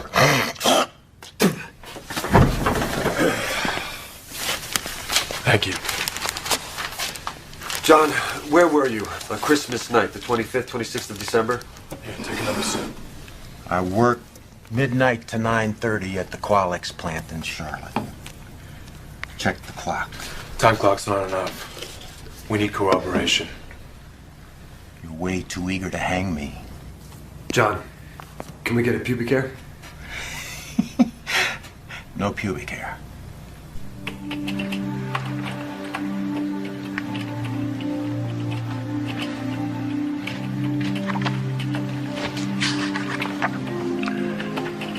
Trip, take a look at these marks.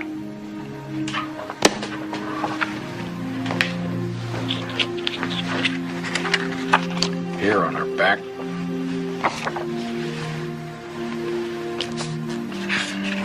Here below the ear.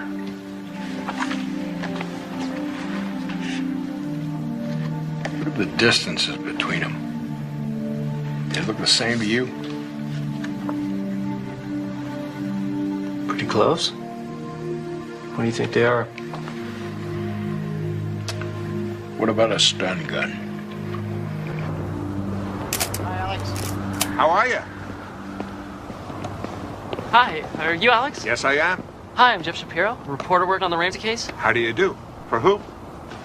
National newspaper. Oh, see? Yeah. This is called Code of Silence. I wrote about the O.J. Simpson trial. Very interesting subject. You should check it out. Well, I will. Thank you. How's this case going? Close to an arrest? No. The rumors that pedophilia is an area you're going to explore. Any truth to that? Well, we explore every area. Is it true that the stuff found on her body wasn't semen? You'd have to ask the police. But isn't it true that you and the police are on the best of terms? Oh, absolutely not. Geez, I gotta run. Thanks for this. Let's talk again. Oh, okay. No, Joe, I didn't tell him.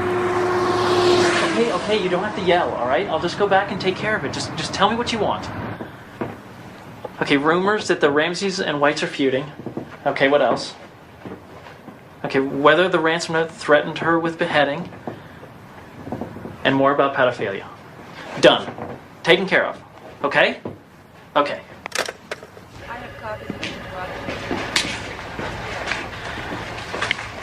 Hi, Alex Hunter, please. My name is Jeff Shapiro. Okay.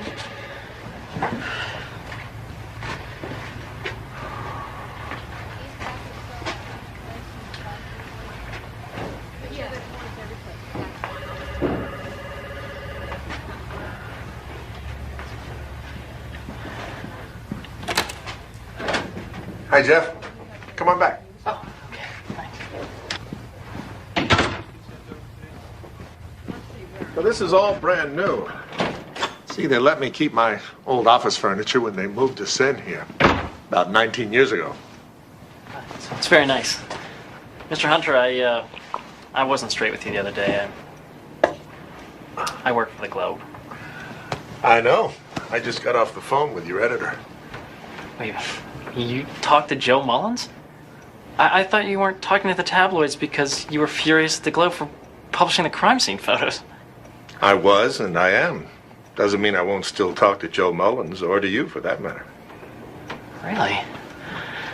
Okay, Have a seat.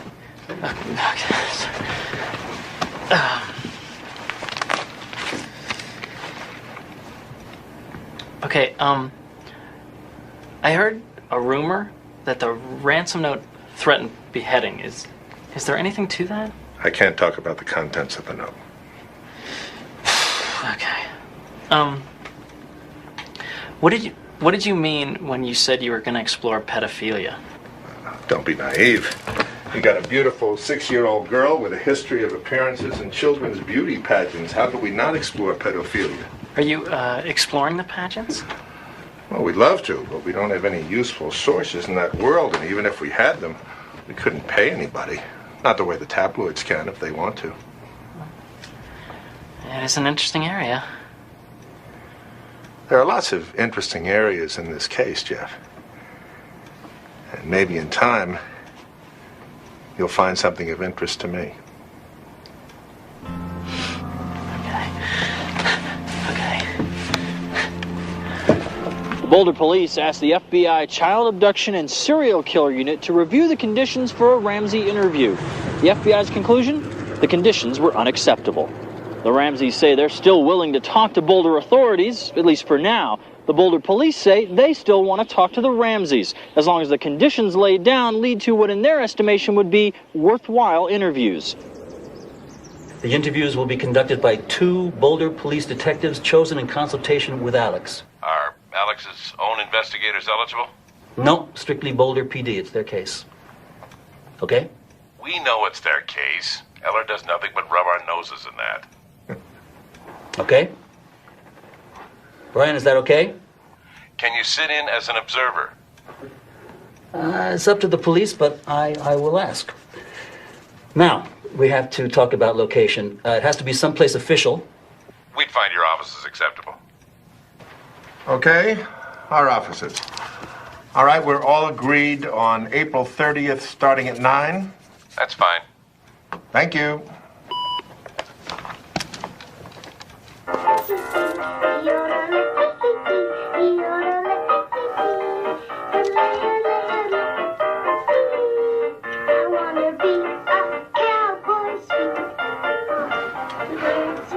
Four months of work for one interview.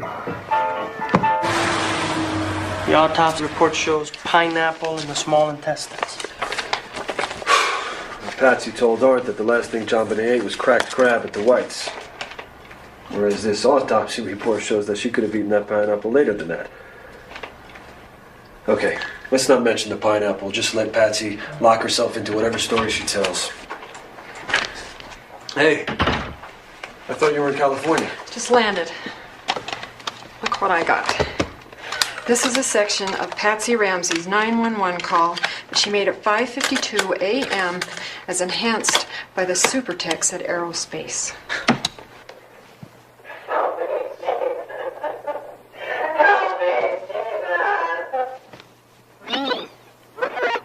Who's that?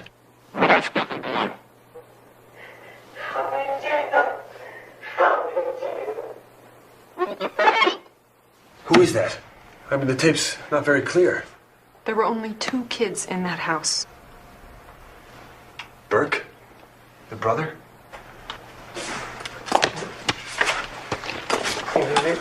When they find her missing, they check Burke's room because sometimes she sleeps there. Right, but she wasn't there. And they say they don't wake him up until around 7. Okay, let's see if Patsy or John mentioned this to anybody. Check that out.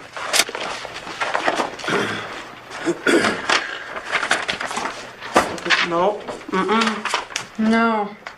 Burke's not even mentioned. Okay.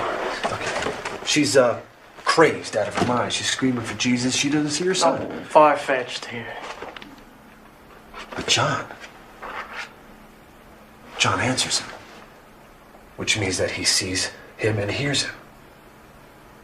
I mean, why didn't John tell anybody? And I can't wait to see the look on their faces when No. No hint that this boy's voice is on the tape. Otherwise, their lawyers will just figure out how to explain it away. Just let them lock themselves into their story of what happened when she called 911. Hey, Steve, we got them in a lie. Why not use it on... No, there will be a proper time. Mrs. Ramsey, for the record, let me note that you are here with your attorney, Patrick Burke, for the Boulder Police Department, beside myself, Steve Thomas, Detective Trujillo, and observing for the District Attorney's Office, Peter Hofstrom. Okay, Mrs. Ramsey, can we start with the afternoon and the evening of Christmas Day? We can try. Okay. Now, all of you went to dinner at the Whites, is that right? Yes. About what time was that? The afternoon. Nobody has Christmas dinner late. What'd you have for dinner? I'm not sure. Something Christmassy. And about what time did you leave? Let me think. We left Fleet and Priscilla. We stopped by the Walkers and then the Steins. So we got home probably around 10, which means that we left the Whites, I'd say at 9. Does that sound right to you? She fell asleep in the car. My husband carried her up to her bedroom. And then you went upstairs to say goodnight to her? Yes, to kiss her goodnight. I undressed her as well. John had just taken off her shoes.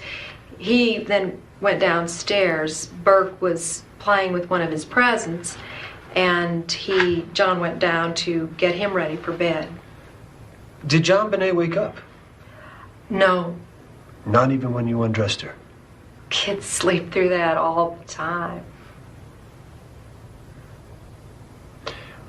What was the last thing JonBenet ate? Do you recall? Whatever it was that we ate at the Whites, I don't remember what it was. Did she have anything when she got home? Not that I remember.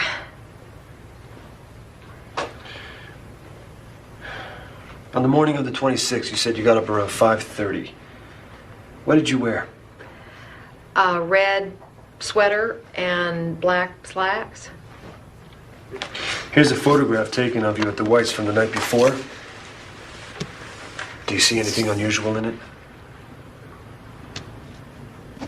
No, not really. You see that I'm wearing the same sweater and slacks. They were just lying right where I left them the night before, so... Then you checked JonBenet's room. And she wasn't there.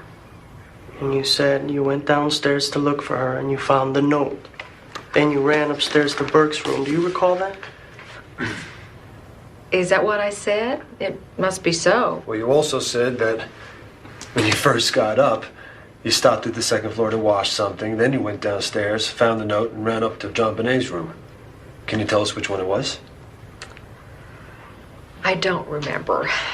Either way, she wasn't there. She was gone.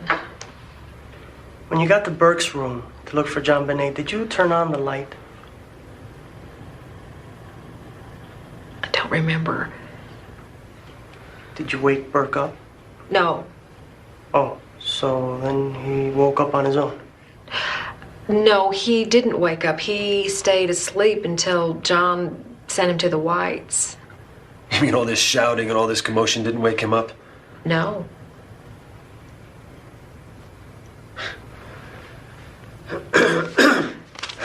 Mrs. Ramsey, how do you feel about the fact that handwriting experts believe that you wrote the ransom note?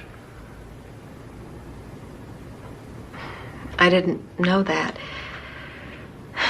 Do people believe that? Well, why do you think the handwriting on the note looks like yours? It looks that way because it may have been written by a woman. You think that this woman wrote it the way she did to make it look like your handwriting? I couldn't say. It's possible, isn't it? Do you think that's why she used your pad to write the note on? My pad. Your pad was used to write the note on. It was? Well, I don't know what to make of that at all. You don't? You heard your wife cry out. You ran down, you read the note, and you told your wife to call 911. Seems right.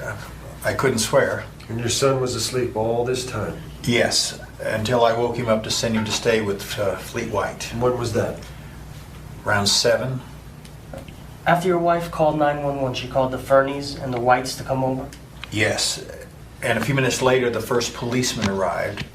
And then not long after that, John Fernie, the Whites, then Reverend Haverstock. And you all sat there waiting for the kidnappers to call? Well, Patsy and I answered lots of questions from the officers, and we all tried to figure out what the note meant. I spoke to my older children, my banker, and around 10 I went downstairs to check on a window. Downstairs? Yes, down to the cellar. There's a broken window down there, and I wanted to check it out. It was open. I may have closed it. Did you tell any of the detectives about this window? No. Why not? No special reason, I just didn't.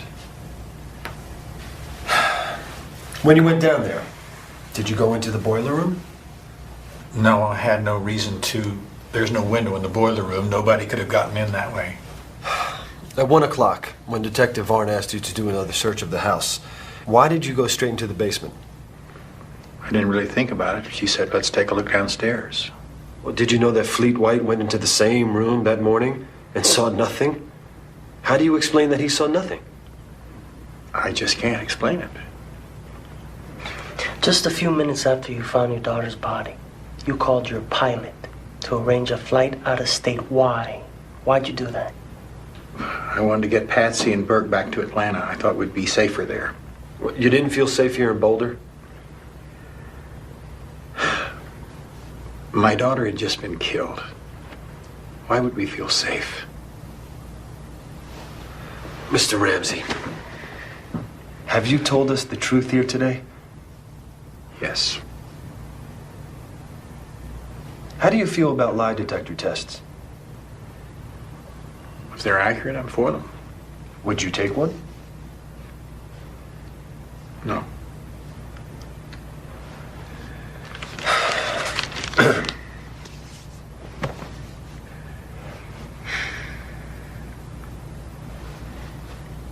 Did you kill your daughter, Mr. Ramsey? No. I did not.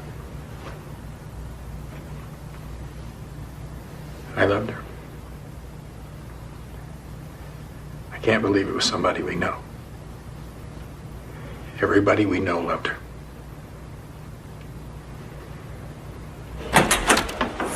You need to relax, man.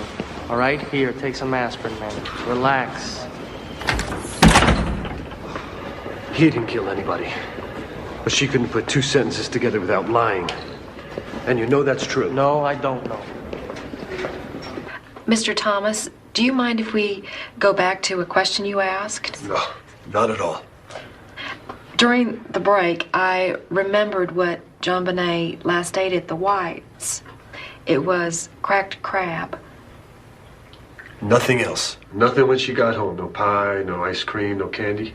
No, she was asleep.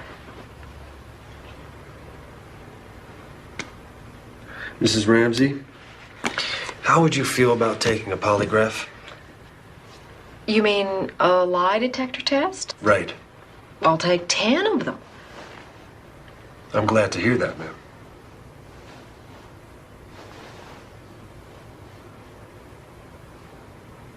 Mrs. Ramsey, did you kill your daughter? I did not kill my child. Did you write the ransom note? No. Is this the lie detector test? No, no. It's just an example of how it might work. Who do you think killed your daughter? I don't know. I have asked myself that a million times, and I don't know. It may be somebody who has a key. There's lots of people who have keys. Who, for example? The cleaning lady, for one. Oh, she has a pretty strong alibi. Well, the old couple across the street, they have a key. They watch our house when we're away. Their alibi is good, too. Mm-hmm. The other cleaning lady, the babysitter, one of them might have done it. Well, which one do you think is most likely? I don't know. I just don't know.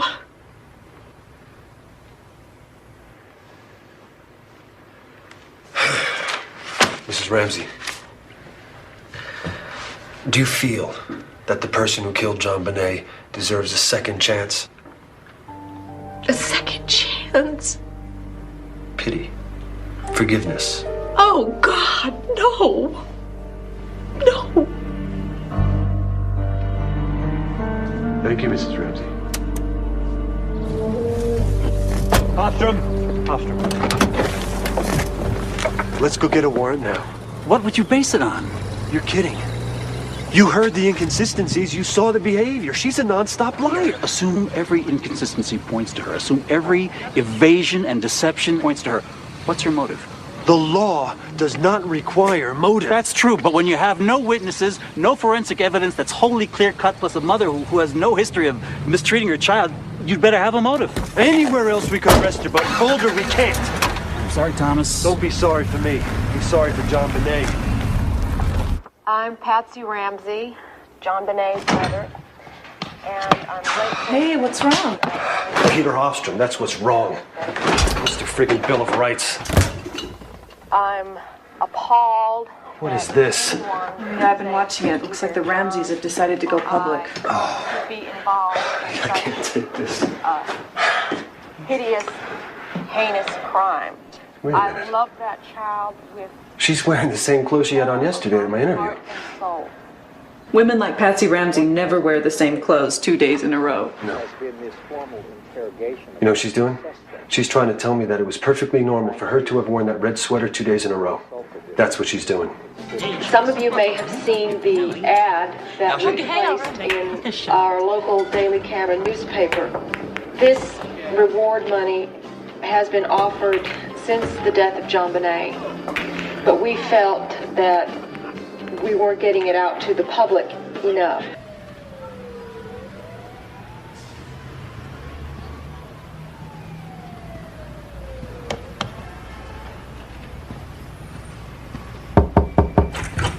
Mr. Ramsey, your attorney's just called. There's something on TV they'd like you to see.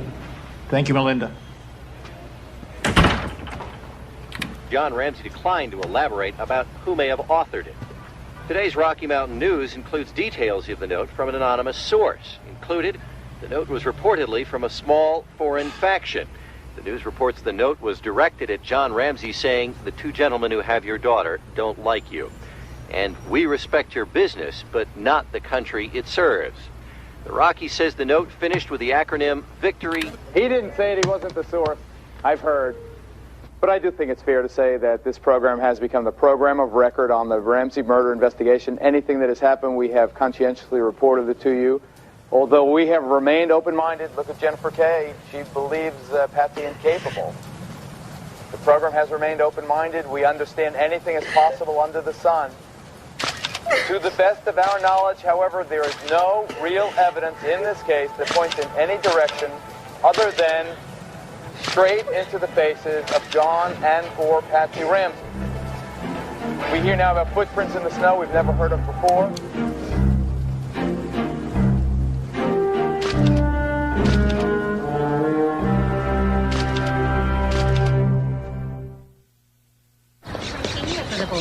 I think it'll be about the same as last year.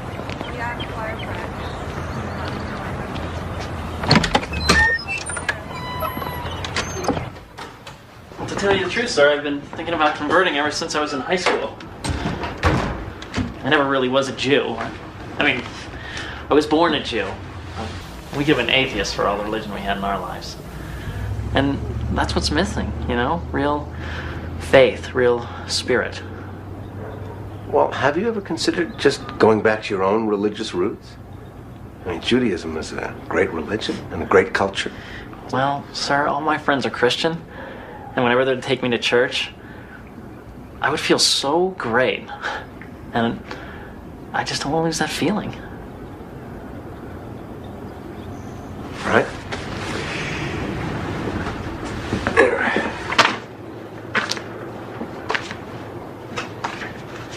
Why don't you read through a few of these?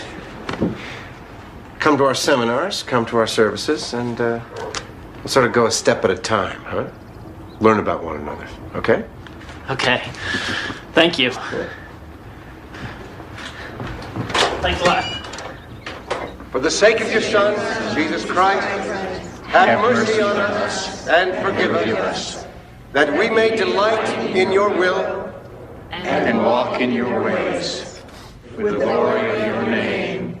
Amen. Amen. Please, please.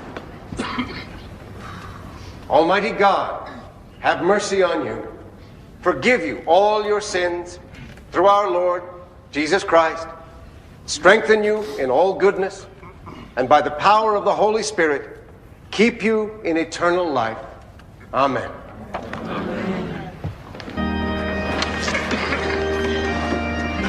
May the peace of the Lord be always with you. And also with you. Peace be with you.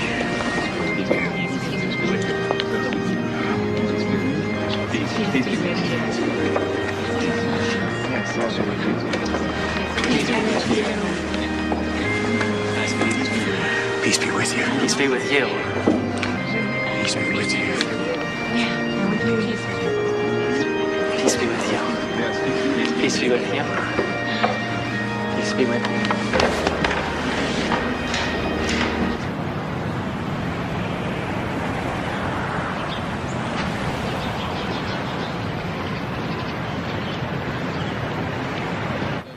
Zero to 50 is this one. This is a 4 season. I really appreciate you seeing me, Detective.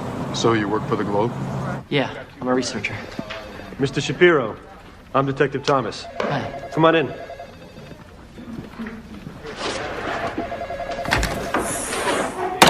Mind if I pat you down? We're not going to find a wire or anything like that, are we, Jeff? No. You mind opening up your bag, please? At least.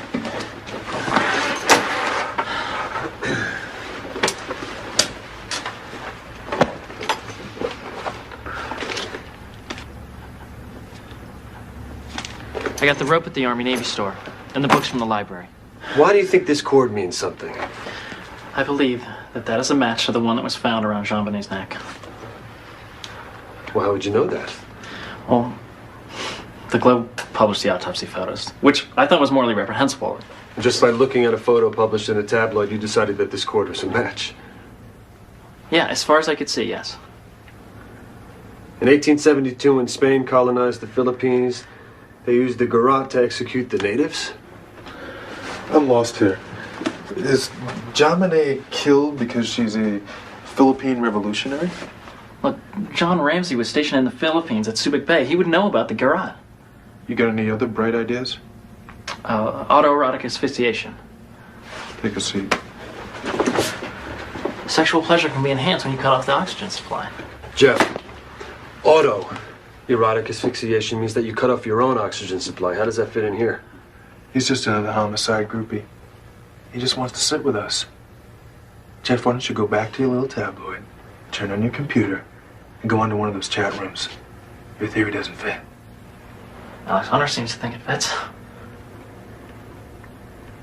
How do you know that? He told me. You talked to Hunter about this case. Almost every day. I mean, sometimes I spend hours in his office. Bull.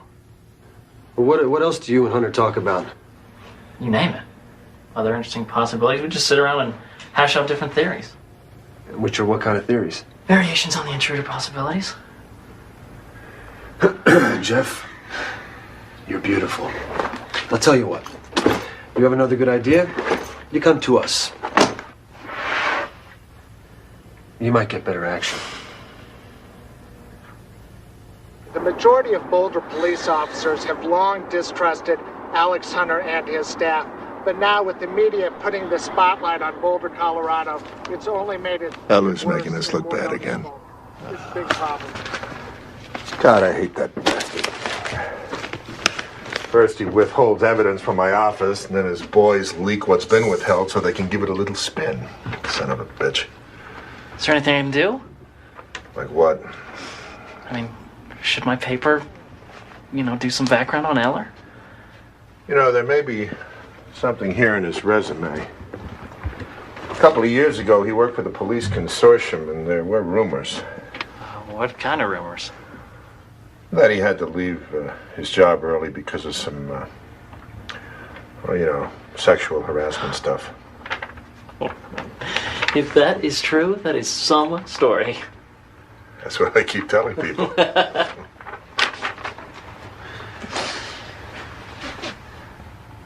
Look, I'm not defending Alex Hunter, but if I were in his position, I would do everything I could to get rid of John Eller. I mean, he's the problem, isn't he? No, he's not. Eller's a cop's cop who won't kiss Hunter's butt. Hunter is the problem. Hunter's a slimy politician who can't stand it when people like us want to put murderers. Let me ask you a question, Jeff. Is your loyalty in the DA's office, the police department, or the Globe?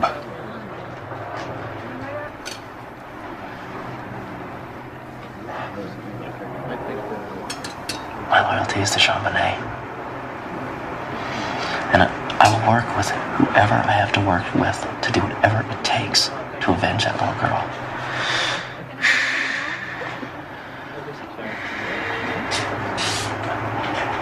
Do you believe in God, Steve? Sure. Well, I believe that God chooses a path for us all. And mine has been chosen. That's why I'm here. To help. To help you.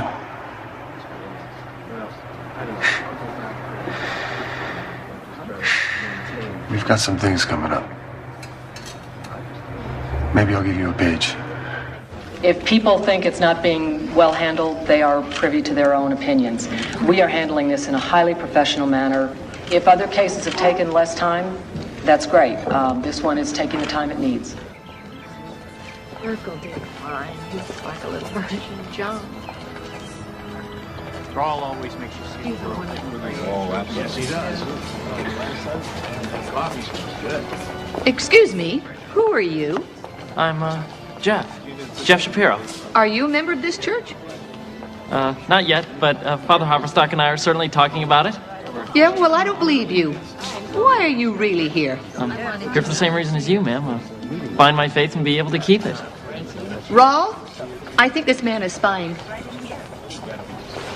Spying? On who? What is this about, Jeff? There's some misunderstanding. This woman He has obviously... been following Patsy ever since we came to church. Jeff? I think we better go talk in my office for a second. I'm sorry. Thank you, Susan. Reed's at the top of the list for next week.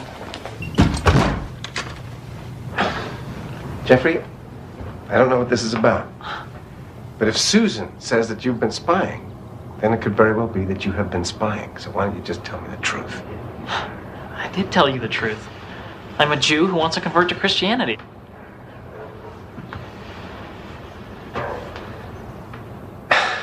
I'm afraid I'm going to have to ask to see your driver's license.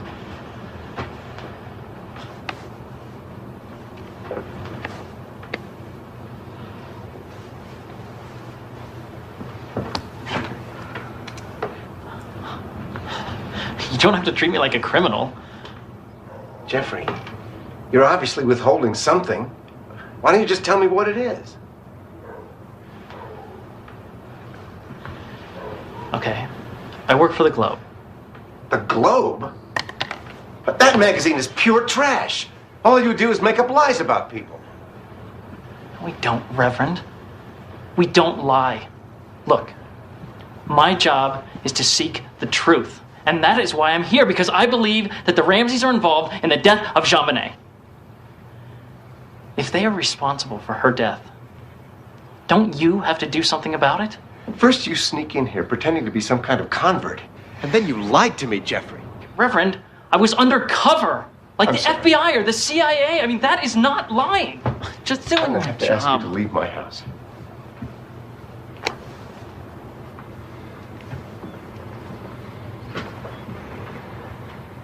If you can help the Ramseys, why can't you help me? If I'm the sinner that you say I am, why aren't you doing anything to help me save my soul? You shouldn't turn your nose up to any of God's children. Won't you help me save my soul?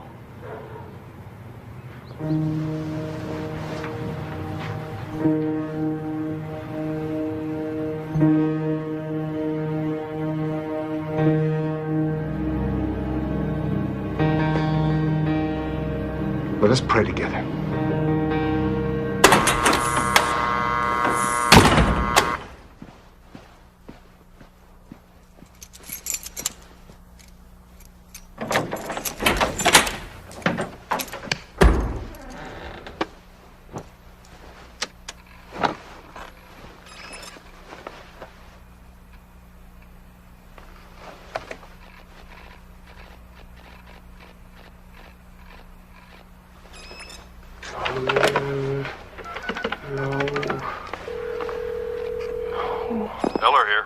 Yeah, boss, I'm not getting a password screen. I rebooted it 3 times. I think somebody broke into the system. Yes, I'm saying you had somebody break into the war room and tamper with Trujillo's computer. What the hell's the matter with you? You know we don't have a key to Trujillo's office. How in the world would we have gotten to his computer? I don't know. I just know you did it. And everyone else is going to know it, too.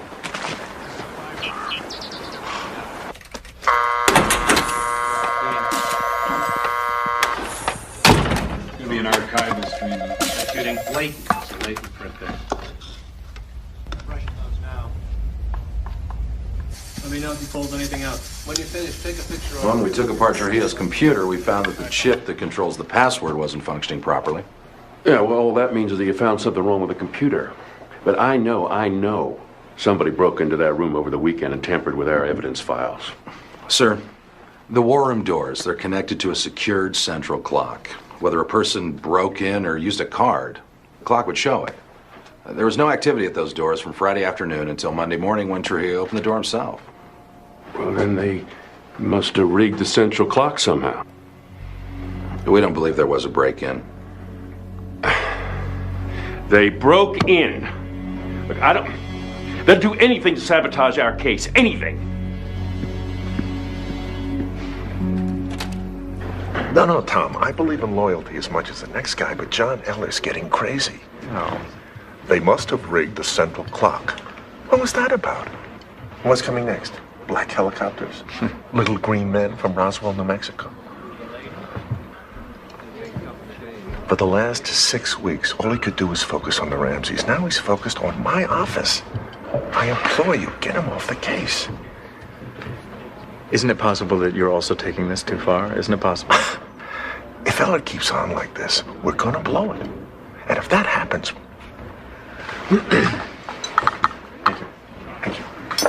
Thank you.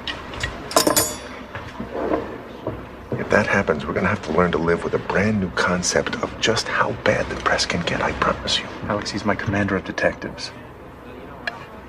Look, I won't talk about this anymore. Let's just change the subject. Let's move on, all right?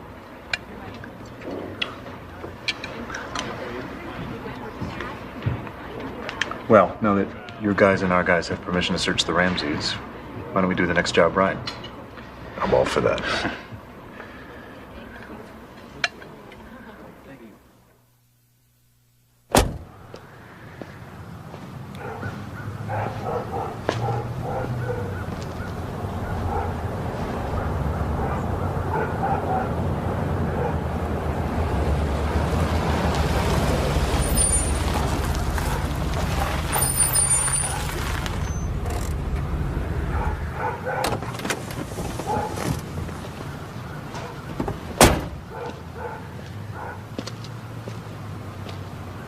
Mr. Ramsey, Lou Smith. Oh, yes, I saw you in the DA's office when we gave our interviews in April. Yeah, I wrote you a letter a couple of weeks after that. I remember. You asked me to get in touch with you. I didn't I? Well, sorry about that, but, well, you know how lawyers are. I'm sure your attorneys are just trying to do what's best for you and your family. And now we're moving back to Atlanta. How do you do, Miss Ramsey? I'm Lou Smith. Hello?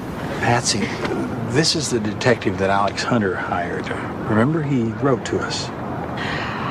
Oh, yes, it was a nice letter. I've thought a lot about it, Mr. Smith. Have you made the progress that you were looking for in finding the killer? Not as much as I hoped.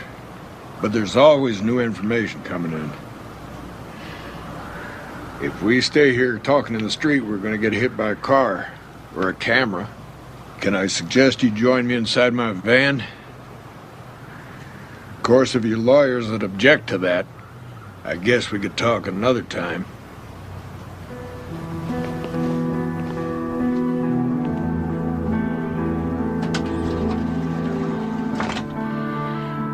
The whole world has condemned John and me. Yet somebody did break into my house and kill my little girl. Who was that somebody? I gave the police a detailed list of all the people that it might be, but I really don't know who to suspect first. Do you really think you can solve this? You solve a murder with evidence. If the right piece of evidence exists, I'll find it. Every day I stop here and pray for JonBenet. And every day I ask for God's help in solving this crime. Amen. Would you say a prayer with me now?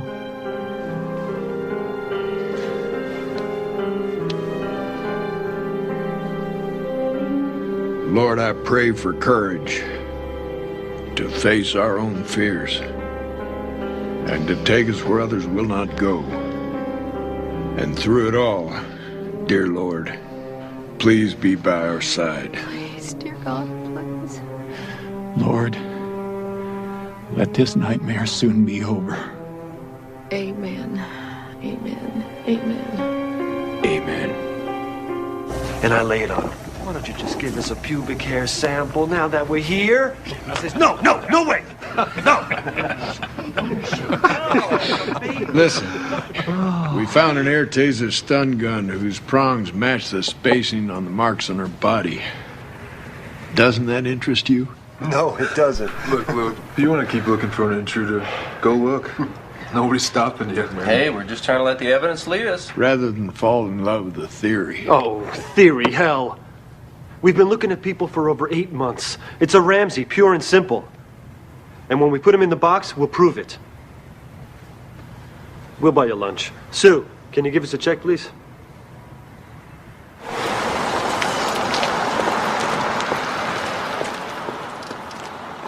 Here under the window's where the scuff mark on the wall is.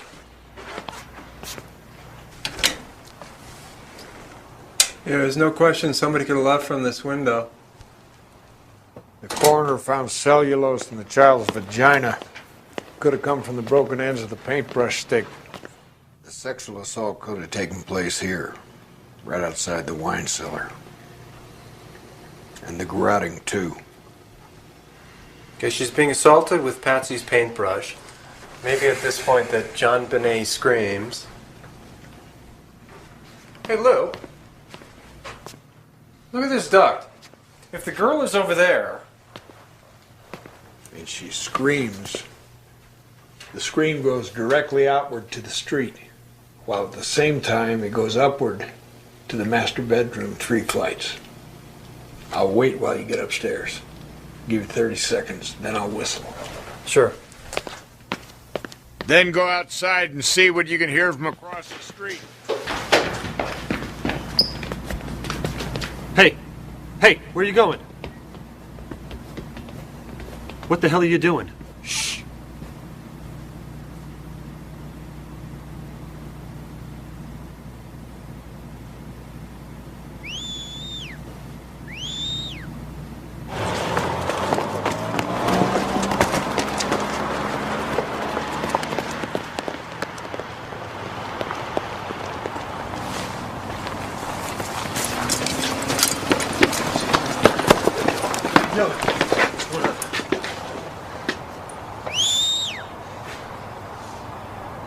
I don't think they'll find it. Well, what do you mean? They're using fiber optics to look behind the walls and under the house. They're going to take out the water heater. They really want to find that roll of duct tape. Wait a minute. They haven't found the roll of duct tape yet?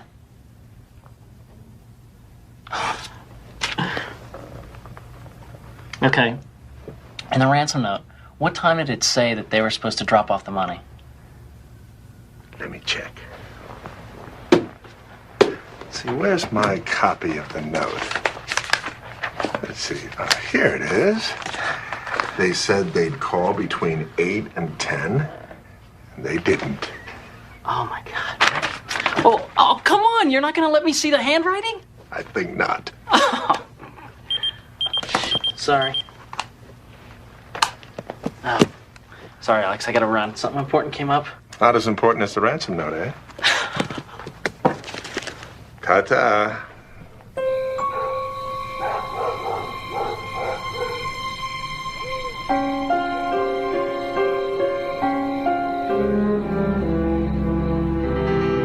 Okay, it's 4 paces from her door to the entrance to the spiral staircase. And 13 steps down to the ground floor. Is she struggling all this time? Not if it's a parent who's holding on to her. Assume for a second it isn't. Maybe she's knocked out by a stun gun. Back to that again. The mark's matching. Okay. Suppose someone carries a struggling child down the spiral stairs. Then what? Maybe for a moment she breaks loose. There are only 2 routes to the basement. Route 1. She comes down the stairs, makes her first left into the butler's kitchen, goes through, up this set of stairs, then turns right to get to the door to the basement. Problem is, here, I'll show you. The door swings out, and you have to sidestep to get in. No one who knows the house is going to take this route. Route 2. The child comes down the stairs and heads toward the patio door.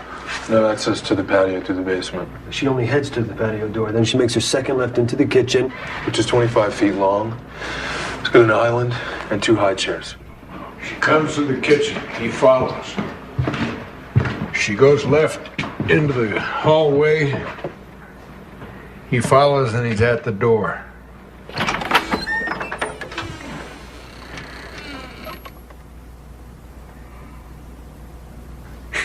An intruder never finds a light switch.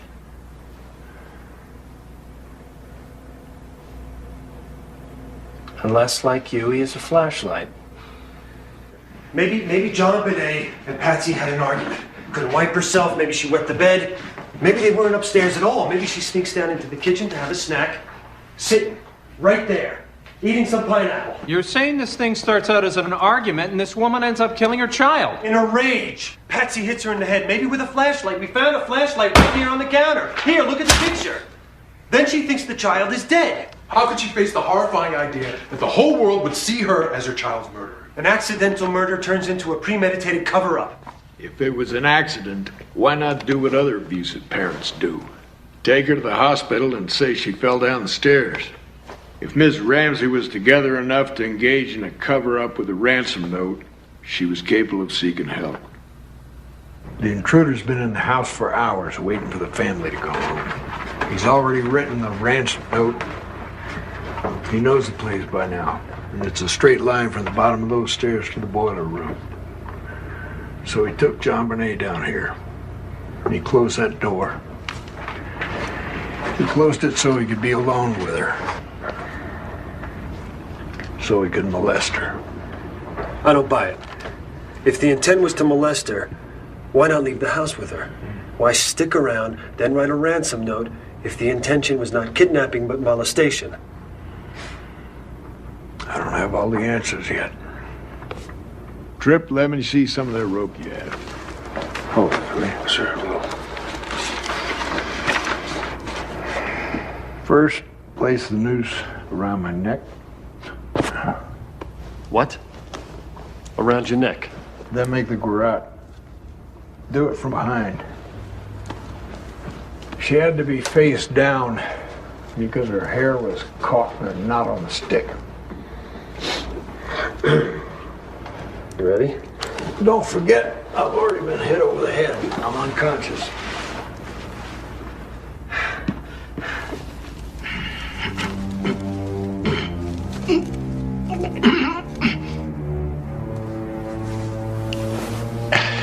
You see, whoever killed JonBenet had to look at her. That person had to stare into her face to make sure she was dead. Do you really believe a parent could do that? Some people are capable of anything. Anything at all. Karen, line 3. We've got 5 minutes to air. Okay. Sheehan, what? Can you actually do that? Okay.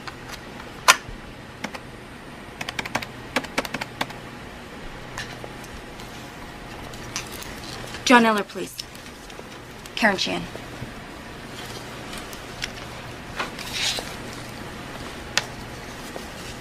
John, is it true you're hiring your own lawyers on the Ramsey case? What does it matter who told me? Is it true? Is that a yes/no comment or a no/no comment? The public knows nothing but the police version. And in the police version, we did it. We have to counter that. John, you've already run some ads.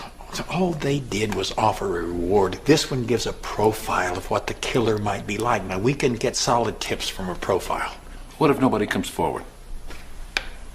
Then I lose a few dollars. No. If nobody comes forward, then you give the police and Hunter the best excuse they need to summon a grand jury, and we don't want that. If you or Patsy are called before a grand jury, there's nobody to defend you. Your lawyers are not allowed to cross-examine any witnesses. If they ask you a question that you don't want to answer, you have to take the fifth. You do not need that, John.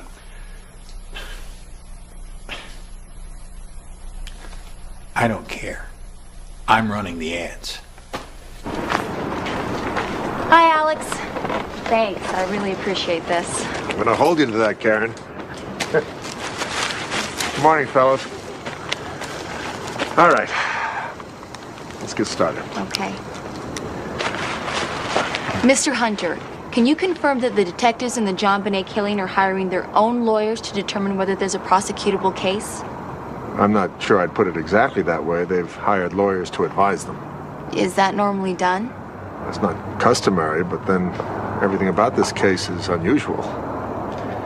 Got what you need? Really appreciate it, Alex. Thanks.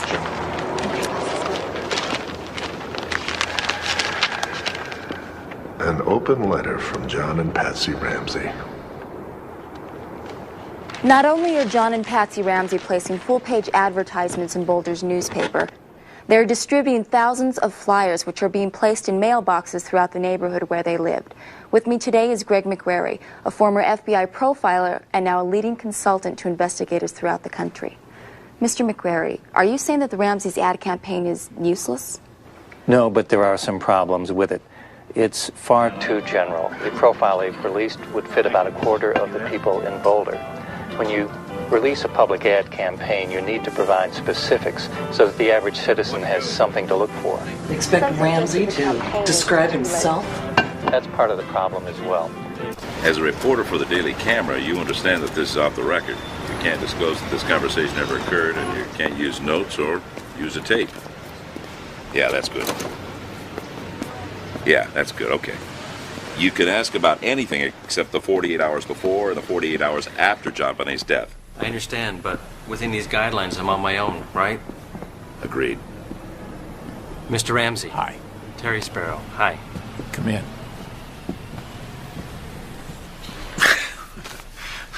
I was really kind of boring as a kid. I didn't much like sports, wasn't into drugs, didn't really drink. I guess I just liked solving problems and making money. I still do. Do you mind if I ask a question or two about your sex life?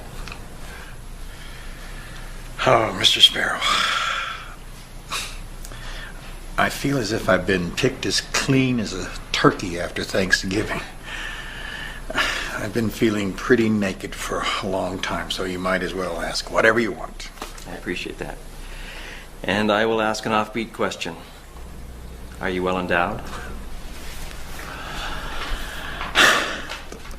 I'm fine. But you certainly couldn't call me King Kong. Do you enjoy anything different? Anything that censorious people might characterize as kinky? I'm not that creative. I certainly wouldn't call myself wild sexually. Pretty conventional, actually.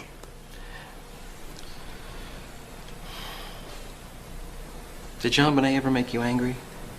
I mean, really piss you off? Of course. She was a little girl. And she could get pretty bratty at times. What would you do? What a parent usually does. Put her in a timeout and explain to her why she shouldn't do what she just did. You ever hit her? Never. You ever hit any of your kids? You know, a little tough love. That is a concept I don't understand. Hitting a child out of love. Do you believe in God? I do. Do you think God knows everything? Yes. Do you think God would know if somebody had done something wrong and not admitted it?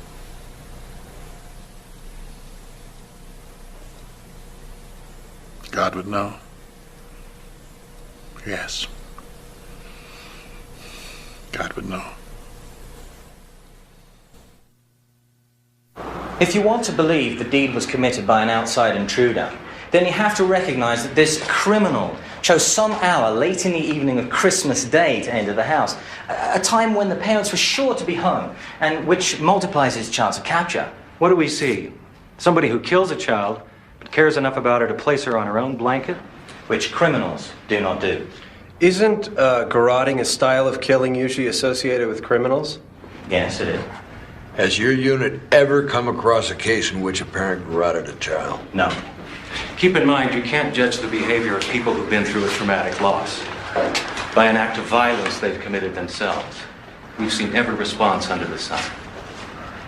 Well, where are we then? You have no hard evidence that an intruder entered the house. Are you saying the Ramseys killed their daughter? I'm saying that the child's dog just happened to be at the neighbor's house that evening. Who but somebody close to the family would know that? What about the open basement window? Even more important, what about the missing roll of duct tape?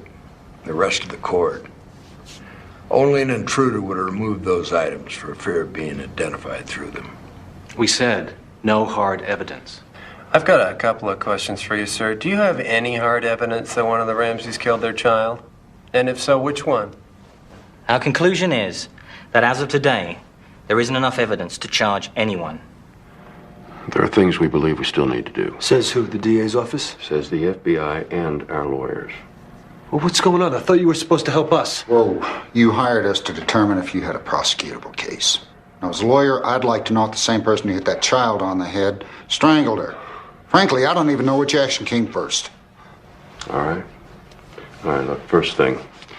When you look over the videotapes we made on the murder date of all the cars parked around the Ramsey house that night, we need to check out every one of those owners. Next, we got to start interviewing all the registered sex offenders in our files who don't have ironclad alibis for Christmas night. Plus, their family, their friends, their lovers, their bookies, their bartenders, their drug dealers, their parole officers, anybody that might give us a usable tip. We need to re-interview Fleet White. And finally, we need to re-interview the Ramseys themselves. And how are we supposed to manage this? Wait till Hofstrom sets it up? If that's what we need to do, that's what we need to do. Mr. White, did you actually see Mr. Ramsey pull the tape off her mouth, or was it already in his hand? I saw him pull it off. No, wait. Maybe he already had it in his hand, loose. Did you see him untie the cord? It happened so fast. It was like watching a speeded up film. I'm sorry, I can't separate the movement for you. Was she lying on a blanket, or was she covered with the blanket? Yes, a white blanket. Maybe covered. I already told you all this. Why are we going over all this again for the 17th time? Why haven't you arrested somebody? We are just trying to confirm, Mr. White. Treating me and my wife as suspects and refusing to exonerate us for months on end. And then when you finally say we're not suspects, why couldn't you just say that we were cleared? Why did you have to hedge like that? Do you honestly believe that I killed my best friend's kids? I promise you, we wanted to clear you. Well, then why didn't you? We weren't responsible for the wording of the release. What do you mean, wording?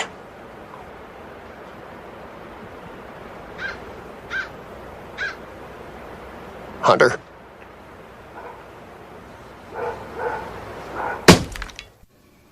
Look, Alex Hunter thinks that Patsy Ramsey did it too. He just doesn't think that Eller can deliver the goods. Has he given up on the idea of getting rid of Eller? No way. He wants him gone now more than ever. Actually, he's asked me to help. You? How? He wants me to look into some rumors, and if the rumors are true, then he wants me to write a story. What rumors? I don't know. Sexual harassment a couple years ago at the Community Police Consortium. Alex Hunter asked you to look into that? Uh-huh. And do a story for the Globe? Yes. He hates Eller. But don't worry, nothing's turned up yet.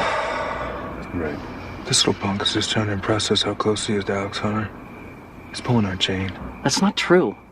I'm close to Alex. Oh, Jeff, if you're so close. Give him a call at home. Now. No. See? He's pulling our chain. Dial him. Come on. Dial him up. Now, Jeff.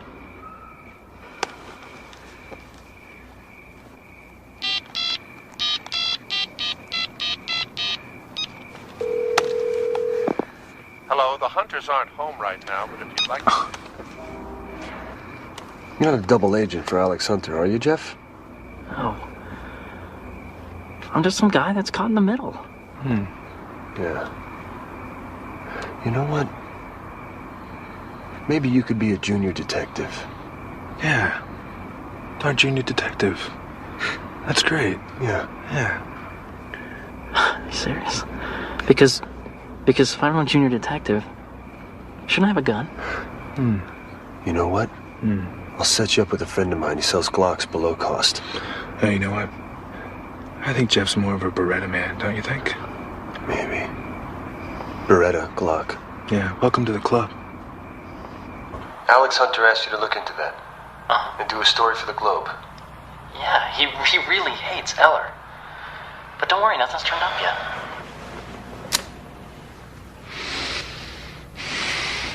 So what did you have in mind for this?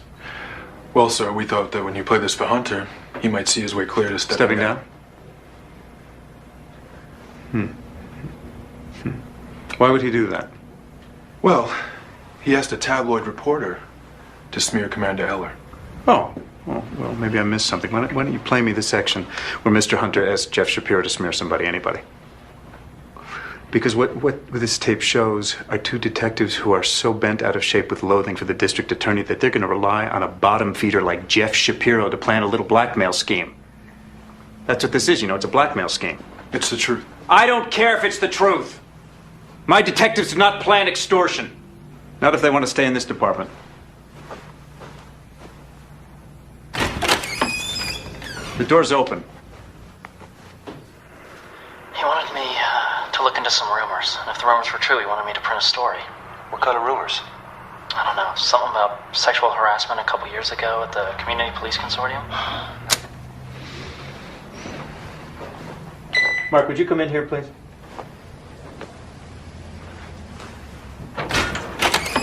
Close the door. Mark, I've informed Mr. Hunter that effective immediately, you're going to take over supervision of the JonBenet investigation. All right. And John Eller will stay on as chief of detectives. And the police operations will be run from here, not the joint war room. Is that all right with you, Alex? That's fine, thank you.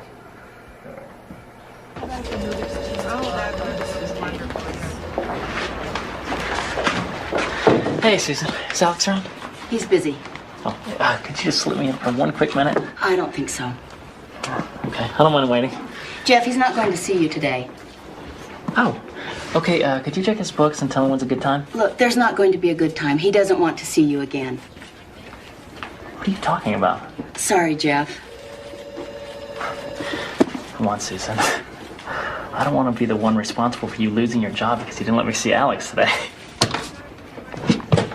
Go.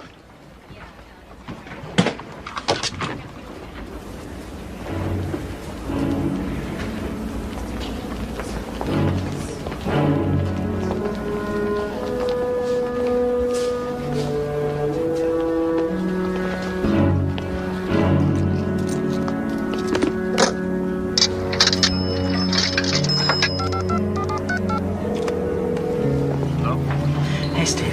Jeff, hey, the weirdest thing just happened. I was in Alex Hunter's office and his receptionist told me. Well, when can we talk? Kobe told me not to talk to you.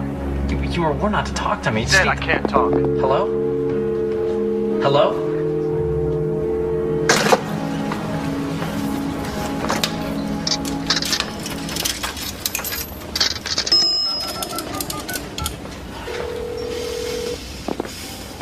Hello? Hey, Steve. Jeff. I think we must have gotten cut off. Turn it Look, off. I wouldn't take... Hello? Hello? Now keep pushing to get the Ramsey Center interviews. You do it in your first statement, and you keep doing it, okay? So no matter what question you're asked, you see, I can't answer that until the Ramseys talk, okay? Or meet with us. Right, all right. Now what you got to get across is Mr. and Mrs. Ramsey, if you don't cooperate, Not only can't we solve this case, somebody's going to demand a grand jury. Raise the temperature. But don't be nervous. Is that a new suit? What's good? First, we have reviewed and updated a case management task list to identify and assign tasks that need to be completed as part of this investigation. When I first took over, there were 72 tasks on my to-do list. The most important remaining task is to re-interview the Ramseys. Have they agreed to that? We put in a formal request last week. Mr. Beckner. We're waiting for a response. Mr. Beckner, why is it necessary to talk to the Ramseys again? Because we haven't spoke to them in 6 months.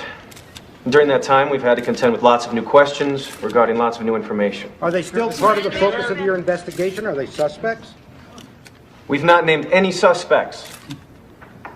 Ramseys do remain under an umbrella of suspicion, which is why it's critical that they speak with us.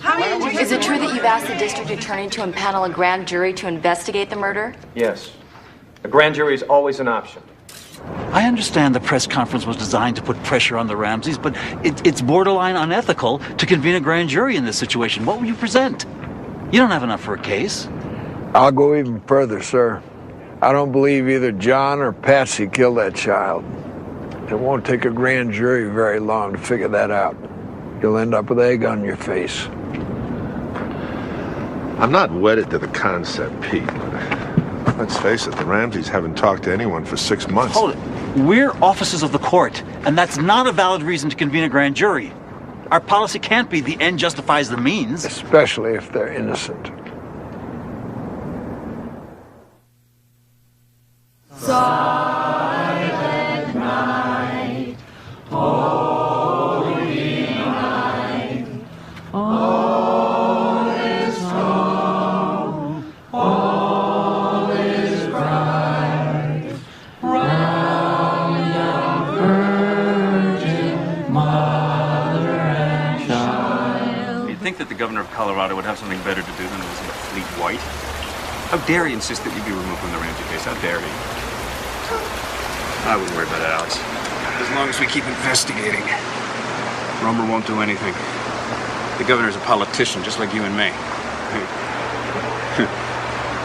Well, what if we can't climb out of this big bog? Yeah, glug. Well, maybe there's hope. I heard John Eller's quitting. Can that be true? Yeah, well, Linda Art is suing him, Larry Mason's suing him, so why stay? Tell you the truth, I'm thinking about leaving myself. I'm so tired, Alex. And Mason and Art are also suing yours truly. And the rank and file hate me now. Everybody at the police station hates me. And apart from you, I've got no allies left in Boulder. But I'm not going to leave till the end of the year. Not until the Ramsey case is finished. You think this will be done by the end of the year? You're dreaming. Who's being defeatist now? You know what we have after 13 long months? Suspicions, indications, hints. We even have a few new clues. What we don't have is evidence. Oh, God. You know, I envy you and Eller. I do. I'm caught between a rock and a hard place, and it's crushing my head.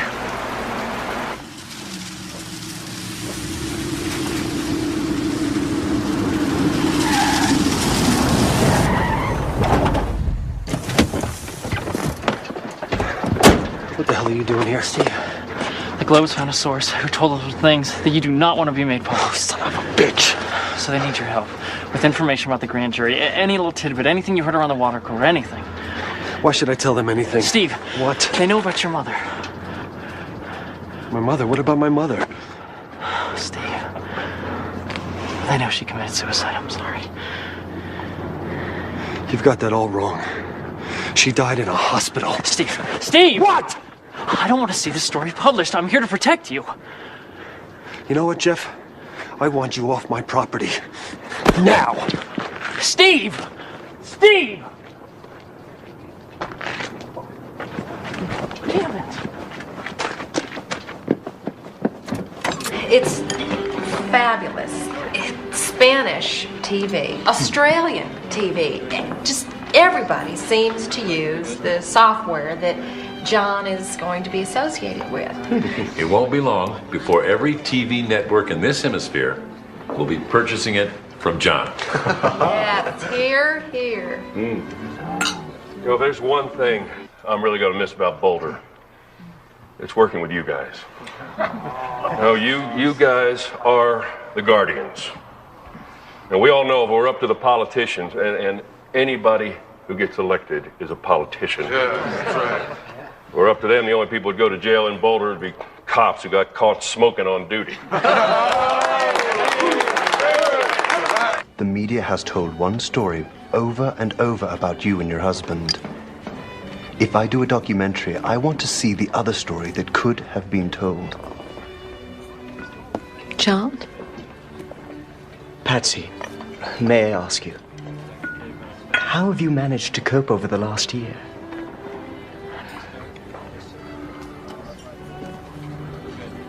Are you a believer, Mr. Mills? I am. In my darkest moments, I turn to God, and He sustains me. Without His grace,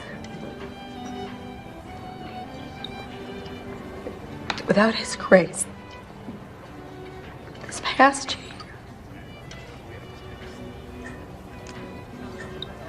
our past year, this past year. If you could excuse us.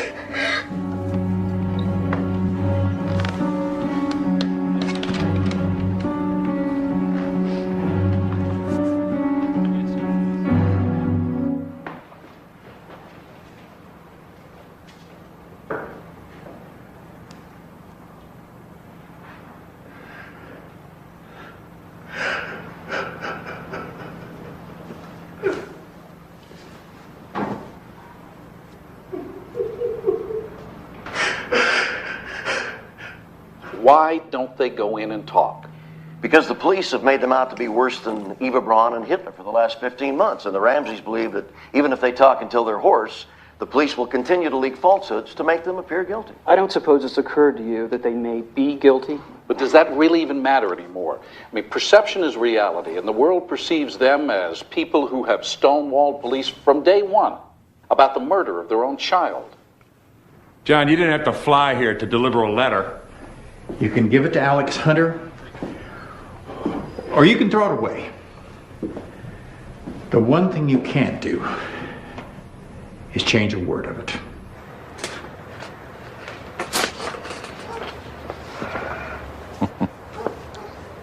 Alex, where's the problem? He's offering to have everyone in the family submit to interviews. They'll talk for as long as you want, no conditions. Why aren't you smiling, Alex? You have the store now. There's one condition implicit in his letter. That my office does the interviews. You find that so unreasonable? I can't conduct interviews for the police. It's their case. Until they hand it over to me, they're still in charge. They're still pushing for a grand jury? Every hour of every day. Have you agreed to that? No, I have not. I told Morgan it was your case. And until it was handed over to me, you would do all the questioning. I won't poach on your turf. Have you decided then to call a grand jury? Oh, no, I haven't, but... Peter, don't you think a grand jury is just about inevitable? I don't see enough evidence to take it there. In any event, when do you want us to hand the case over to you? A month from now. This is what JonBenet looked like on the morning of December 25th. The bike was her Christmas present, given to her by her parents. John Ramsey took this snapshot. Next, please. This is very early on Christmas morning. It's the last image we have of JonBenet alive. About 22 hours later, on December 26th, a little bit before 6 o'clock in the morning, when Patsy Ramsey went downstairs, she says she found a note telling her that JonBenet had been kidnapped.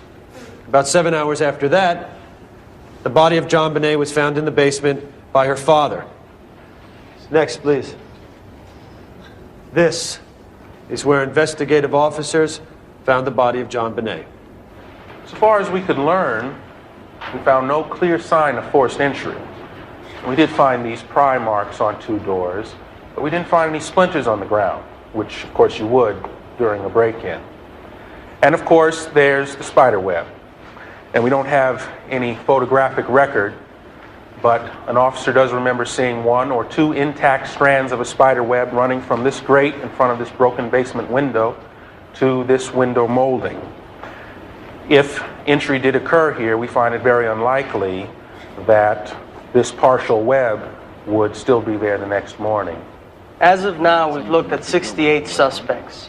Of the likely ones, handwriting, fingerprinting, DNA, and other forensic tests or strong alibis have eliminated the following: Chris Wolf,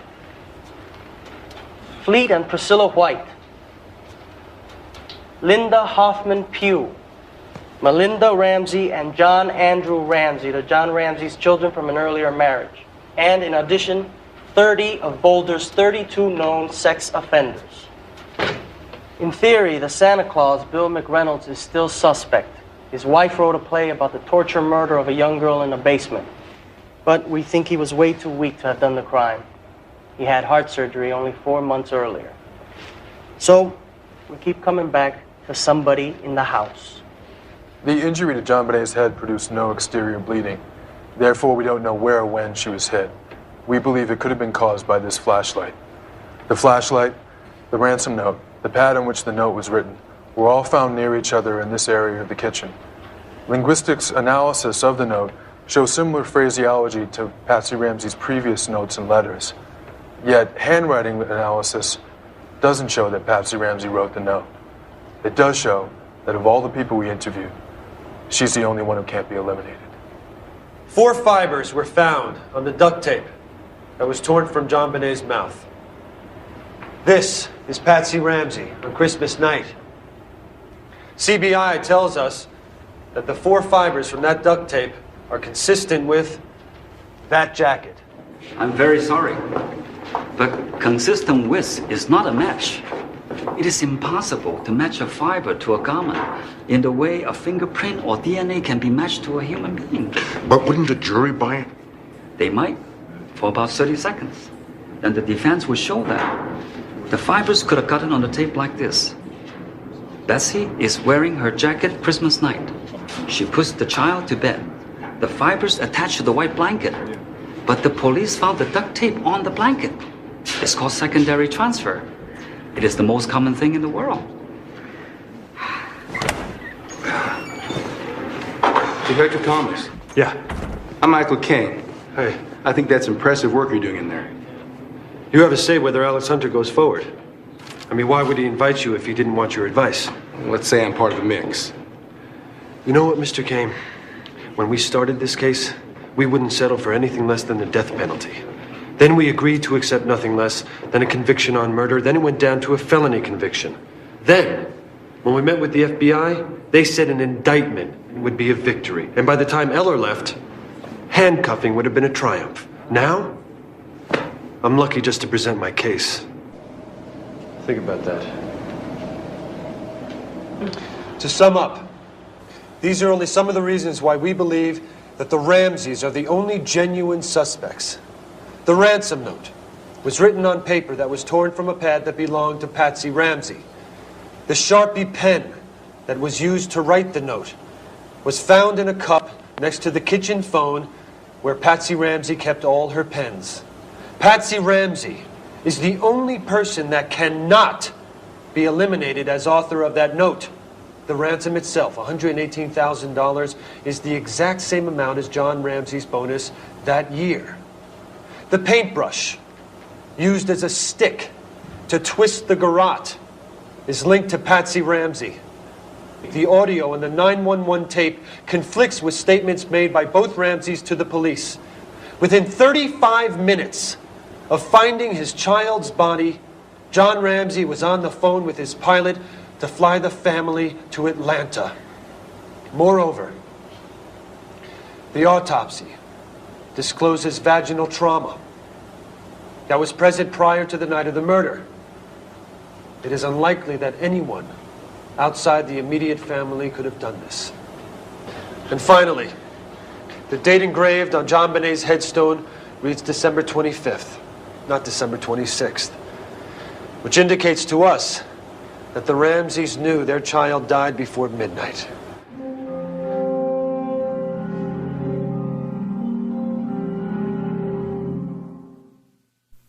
We think you've got a triable case of felony murder here. We think you should take it straight to the grand jury. To prove felony murder, we have to show that death occurred during an accompanying felony. What was the felony? Sexual assault. How do we show that? How do we show that, sir? Even if we could prove penetration, we don't know when it happened. Even if we could establish that it happened that night, which parent would we accuse of which acts? Who tied the garrote? Sir, who carried the child? Who hit her over the head? Can you answer those questions? No, you can't. No, you can't. You don't even have enough for a case. You don't even have enough to indict. So you're not going forward? We are definitely going forward. My office will now interview the Ramseys. And when you interview the Ramseys, just where are the police going to be? I think they're going to find out that it's our case now, not theirs. We will use the police when and where I want to.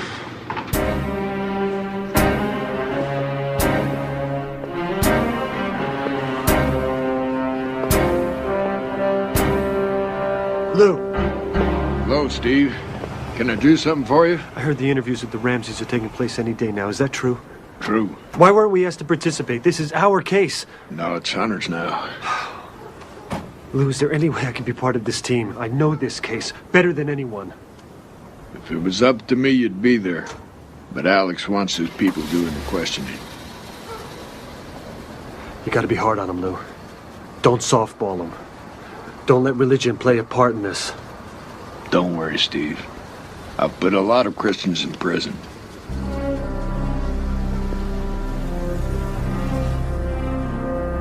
Mrs. Ramsey, when the police interviewed you last year, you were under medication, weren't you?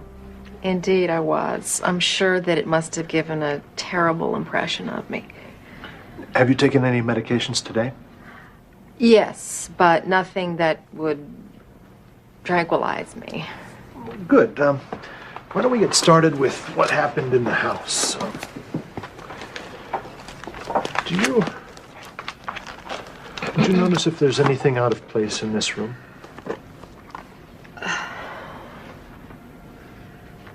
Take your time. No. John, you know the autopsy found pineapple in JonBenet's digestive system. That is so bizarre. She was asleep when we got home, and I took her straight up to bed. She didn't eat anything, Lou.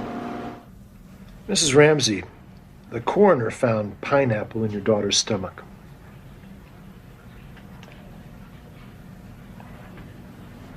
I'm truly sorry, sir, but there must be a mistake. She went straight to sleep. She didn't eat any pineapple. Well, there was pineapple on the table next to your daughter's gingerbread house. And when I got home last night, Mr. Kane, it hit me like a brick. I remember hearing that JonBenet and Santa had agreed to meet that night. Now, if a stranger had come into her room, she would have kicked and screamed, but she knew Santa. And that is Bill McReynolds. Mrs. Ramsey, did you talk to your husband about the interview yesterday? No. You didn't talk about anything that I asked you or anything John was asked? No. You didn't say, how'd it go, John? Oh, for sure, but we never discussed anything that was asked. That would be wrong. Did you ever own a stun gun? You know, Lou asked me about that a long time ago. Never. Now, I understand that women sometimes carry them for protection. Maybe Priscilla White would know. Shut him up. Ramsey is running this interview. There can't be another voice on the 911. Burke never came downstairs. He never talked to us while I was calling the operator. He was asleep the whole time. Mrs. Ramsey, you told the police that when you found the note, you didn't read it all the way through.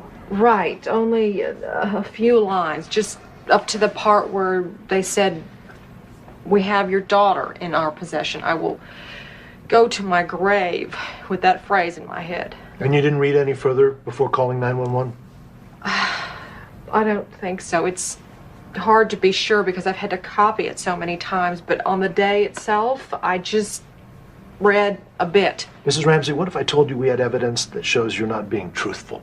Let's see it. Well, we're not in a position to show it to you right now. Of course you're not.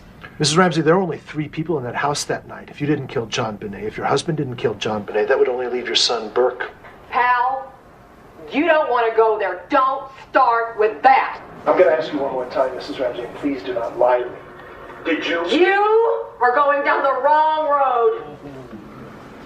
Frankly, Alex, I don't see an alternative but to take this to the grand jury. I do see a case outline against Patsy Ramsey. I won't press for an indictment unless there's a whole case there, but I certainly think we have enough to convene a panel. I don't. For 2 years I've been saying, give me evidence. If you can't, give me motive. If you can't even give me motive, give me prior bad behavior. And nobody has given me any of these. In fact, if the office decides to present this to a grand jury, I'm sorry, Alex, but I won't participate. It's just plain wrong to seek an indictment with this little evidence. It would be a judicial burlesque. It would be. It sure would be.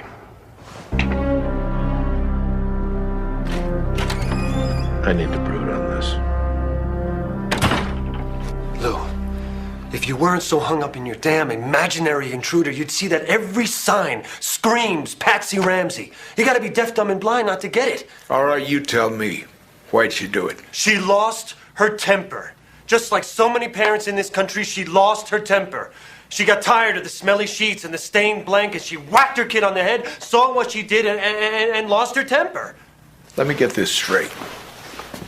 This woman, this mother, lost her temper, hit her child on the head with a flashlight, knocked her out, panicked, covered it up by making a garrote out of her own paintbrush, and while the corpse lay in the cellar, went upstairs and wrote a fake ransom note 3 pages long. Why? Because she was embarrassed? That's right. Is that what you want me to believe? I sure do. No way. Not today, not tomorrow, not the day after, never. Come on, you guys. I mean, you're both so obsessed with this case, you can't see anything else. You shut your eyes to any piece that doesn't fit. No wonder this case is such a mess.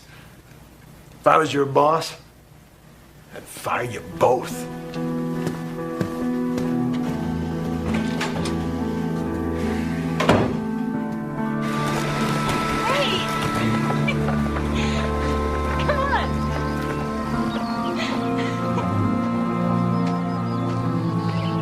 The 18 months that my colleagues and I have worked on this case night and day, we were advised by the prosecutor not to speak to certain witnesses. We were forbidden to clear innocent people. We refused search warrants, and we were the victims of a campaign of misinformation designed to discredit all of us and designed to destroy the career of our commander. And I think that until an independent prosecutor is appointed, there will be no justice for JonBenet. The DA's office for 2 decades has dealt with serious crime by plea bargaining, like some sleazy used car salesman. And the detectives never had a chance. Self-righteous. And this is why I've chosen to publicly resign from the Boulder Police Department. Steve Thomas is just the latest on a list of casualties in the JonBenet murder case. In the 588 days since JonBenet's murder, 4 detectives and the police chief have either left the department or left the case. I don't know why the detective said that. I want you to get hold of Bob Grant at the Arapahoe DA's office. Let's talk to him about it. Were you appointed special prosecutor? Do you think Alex Hunter hasn't been aggressive enough? Just give me a second here, guys. It's a very complicated issue. I really don't have anything to say right now. I will have a press conference in a little while, and we'll go over some things then. Thanks very much. Good morning. I have a brief announcement on the JonBenet Ramsey case.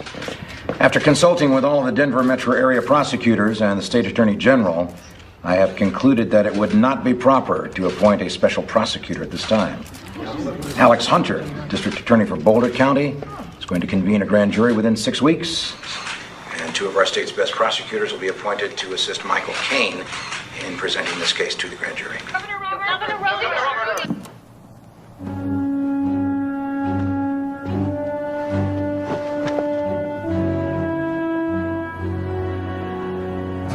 Now I know what a gelding feels like. Could have been worse. We might have appointed a special prosecutor. Would that really be worse?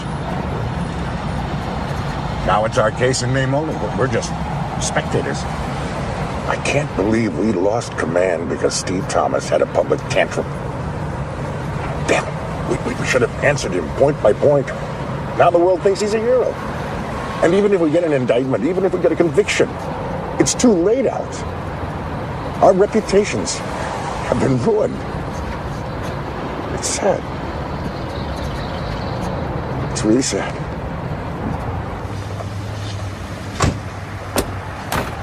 They scrambled into the Justice Center with the media in hot pursuit. 12 Boulder County residents starting their first day on the grand jury investigating the JonBenet Ramsey case. Behind closed doors, they've begun the secret proceedings that could take months. Proceedings that could end in a criminal indictment. You got a minute? Sure, what can I do for you? I was wondering if you knew when you expect me to testify. I like to be real prepared for a grand jury. Tell you the truth, Lou, I don't know if I'm going to call you.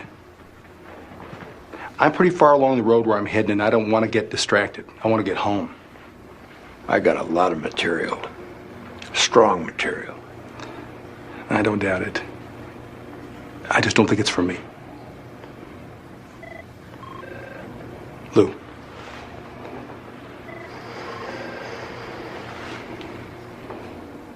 Thanks for coming by.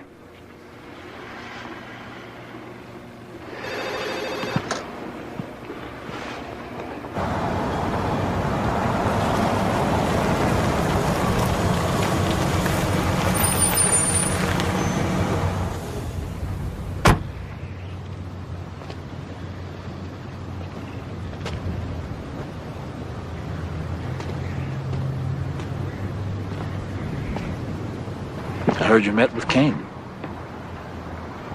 I'm tired of yelling from the back of the truck, Pete. So I'm resigning. I can't be part of a lynch mob. Lou, if I didn't have the responsibility of 300 felons on my docket, I'd be thinking just like you. Smith's swimming against the tide. He's the only person in America who still thinks they didn't do it. My guess is his letter has zero effect. Oh, you think so? Listen to what he's saying. An innocent person will be indicted, and a vicious killer will remain on the loose to prey on some other innocent child. That's a double travesty. Come on, it's easy to knock down. There he is, a retired detective way past his prime. He only quits because he can't stand to be wrong. 6 months from now, if you go to trial, the defense will call him and he will be their best witness. It won't be his foolish theory then. He's got the whole case in his head. We hired him for an overview and he has one. Even if he's wrong about the Ramsey's innocence, he can cripple the prosecution's case. Not the case I'm putting together. It appears the grand jury will continue to hear from CBI experts, including forensic analysts who may be able to shed more light on the ransom note. As it stands right now, that letter may be the most revealing piece of evidence prosecutors will have to work with. From courtroom to crime scene, the grand jury investigating the JonBenet Ramsey murder made its first visit to the Ramseys' former home. It's where the body of 6-year-old JonBenet was found in a basement room, strangled and beaten, December 26, 1996. It's a place these jurors know too well through documents, testimony, and photographs. It's a place they now know in person. Though no one outside the grand jury courtroom knows exactly what's going on the inside, it's certainly been a careful and painstaking process that will likely culminate in the testimony of the 2 people who remain under suspicion in JonBenet's death, her parents, John and Patsy Ramsey. If there was not a grand jury going on, perhaps there would be a candlelight vigil. If there was not a sense that there's some movement in the investigation, maybe we would have a candlelight vigil. 4 alternate jurors were dismissed today from the JonBenet grand jury, and informed sources say this means prosecutor Michael Caine will ask the panel to indict either John or Pat.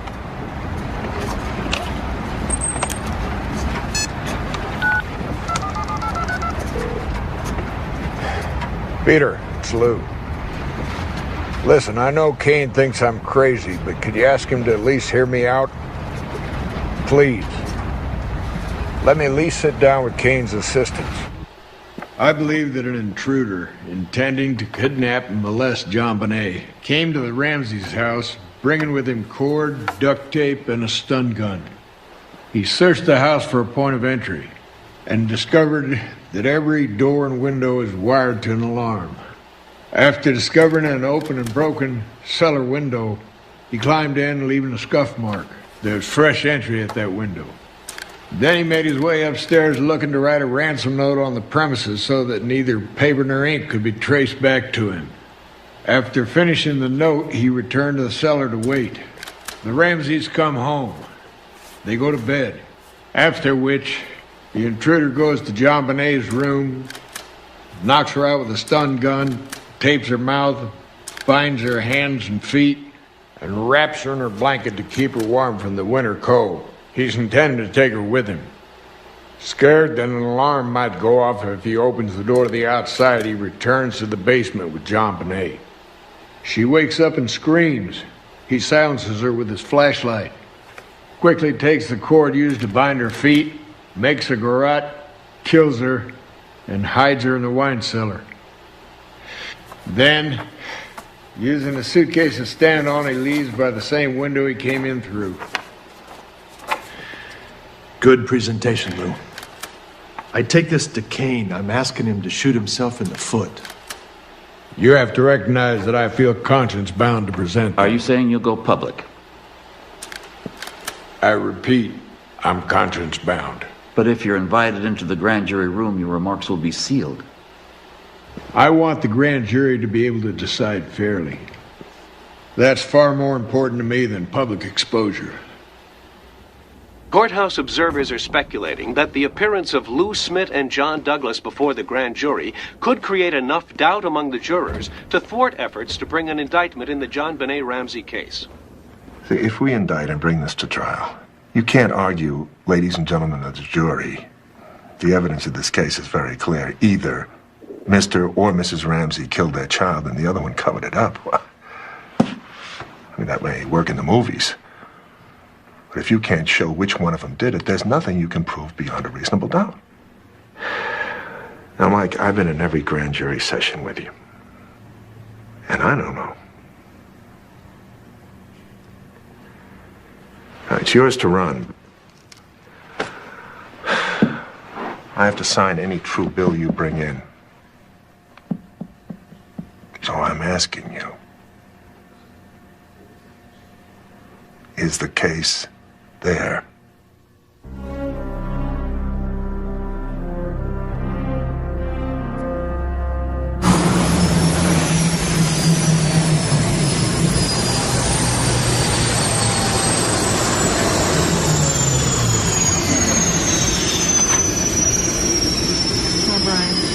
In Atlanta, the only way we could take the press was to keep moving from motel to motel. What's happening here? If you're indicted, you'll be arrested.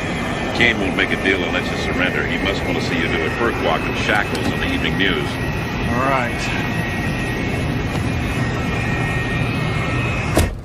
After more than a year tethered to the JonBenet Ramsey murder probe, 12 Boulder County grand jurors appear ready to go home and perhaps ready to relinquish the case they've come to know so well. One juror even snapped pictures of the media, prompting speculation that the grand jury is nearly finished. I think it's time to let things go with that one for sure. You know, the cops definitely should keep the investigation ongoing, but, the hype going around and people talking about it all over the nation still and stuff, it's like beating a dead horse. On the last day of deliberations, the Boulder grand jury had county escorts to buffer them against a media that was growing ever impatient. By 3:30, the 12 Boulder County residents exchanged hugs and walked away from the JonBenet Ramsey case for good. Soon, word was out that a significant announcement was about to be made. A mob of cameras, mics, and cell phones descended on the Justice Center. We're going to have a statement, but it won't be for at least 30 minutes. Let my people through. Sir? You guys look like you're standing around the Vatican waiting for a puff of smoke. What? Hey, why do you look upset? This grand jury has been working on this case for more than a year. We're going to be going to Alex Hunter very soon. Let's go back to the studio right now.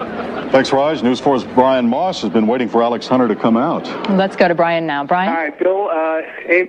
Alex Hunter is just leaving the DA's office right now. We're walking alongside him. He's heading to a position over by Boulder Creek. In his left hand, several pages of material. He's wearing a gray pinstripe suit. He has a statement in his hand. Alex Hunter, after the grand jury process, about to make his statement as he heads towards a podium position, wearing a red tie. But we'll now obviously hear from him live as he steps up. And we're going to be giving you an order from Judge Stansted, who, by the way, is sitting in for Roxanne Balin, who is not available today. So you are going to have those in your hands, and they deal with grand jury secrecy, which you will see, and most of you know, is extremely important and involved in all the remarks that I will make. At least it's guiding me in my remarks, and we'll have those for you. The Boulder Grand Jury has completed its work and will not return. No charges have been filed. The grand jurors have done their work extraordinarily well, bringing to bear their legal powers, life experiences, and shrewdness. Yet I must report to you that I and my prosecution task force believe we do not have sufficient evidence to warrant the filing of charges against anyone. Logic says she probably did it. Logic isn't evidence. In any case, how often is murder logical?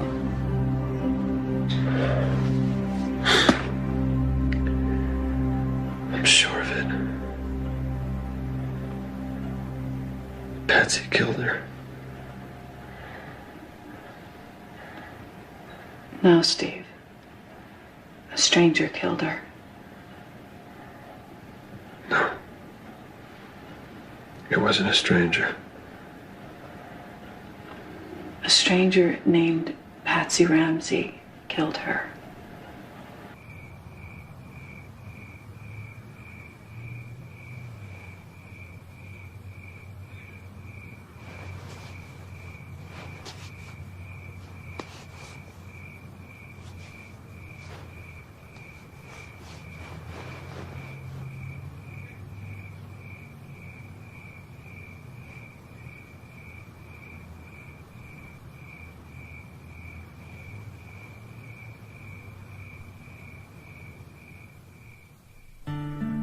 The Ramsey case has forever changed the lives of many of the men and women involved in the investigation. Commander John Eller resigned from the Boulder Police Department. He currently is an investigator for the Florida State Attorney General's office. As a result of a no-confidence vote by the Boulder Police Department's union and pressure from the case, Chief Tom Kobe resigned in 1998. He now works in the nonprofit sector. Detective Steve Thomas, who also resigned from the Boulder Police Department, is now writing a book about the case. Late in 1999, nearly 3 years after JonBenet's murder, Alex Hunter's office officially cleared Janet and Bill McReynolds as suspects in the case. Hunter himself, having served 6 terms as district attorney, has decided not to seek re-election. In a pending action, Detective Linda Arndt sued the Boulder Police Department, alleging she was denied her First Amendment rights. Following his resignation from the Globe newspaper, Jeff Shapiro remained in Boulder, Colorado, and recently worked as a substitute teacher. After resigning as an investigator for the Boulder District Attorney's Office, Lou Smith is still investigating the case on his own. He remains convinced an intruder killed JonBenet. John and Patsy Ramsey currently live in Atlanta. They have filed a lawsuit against the Star newspaper and are writing a book about what has transpired during the last 3 years.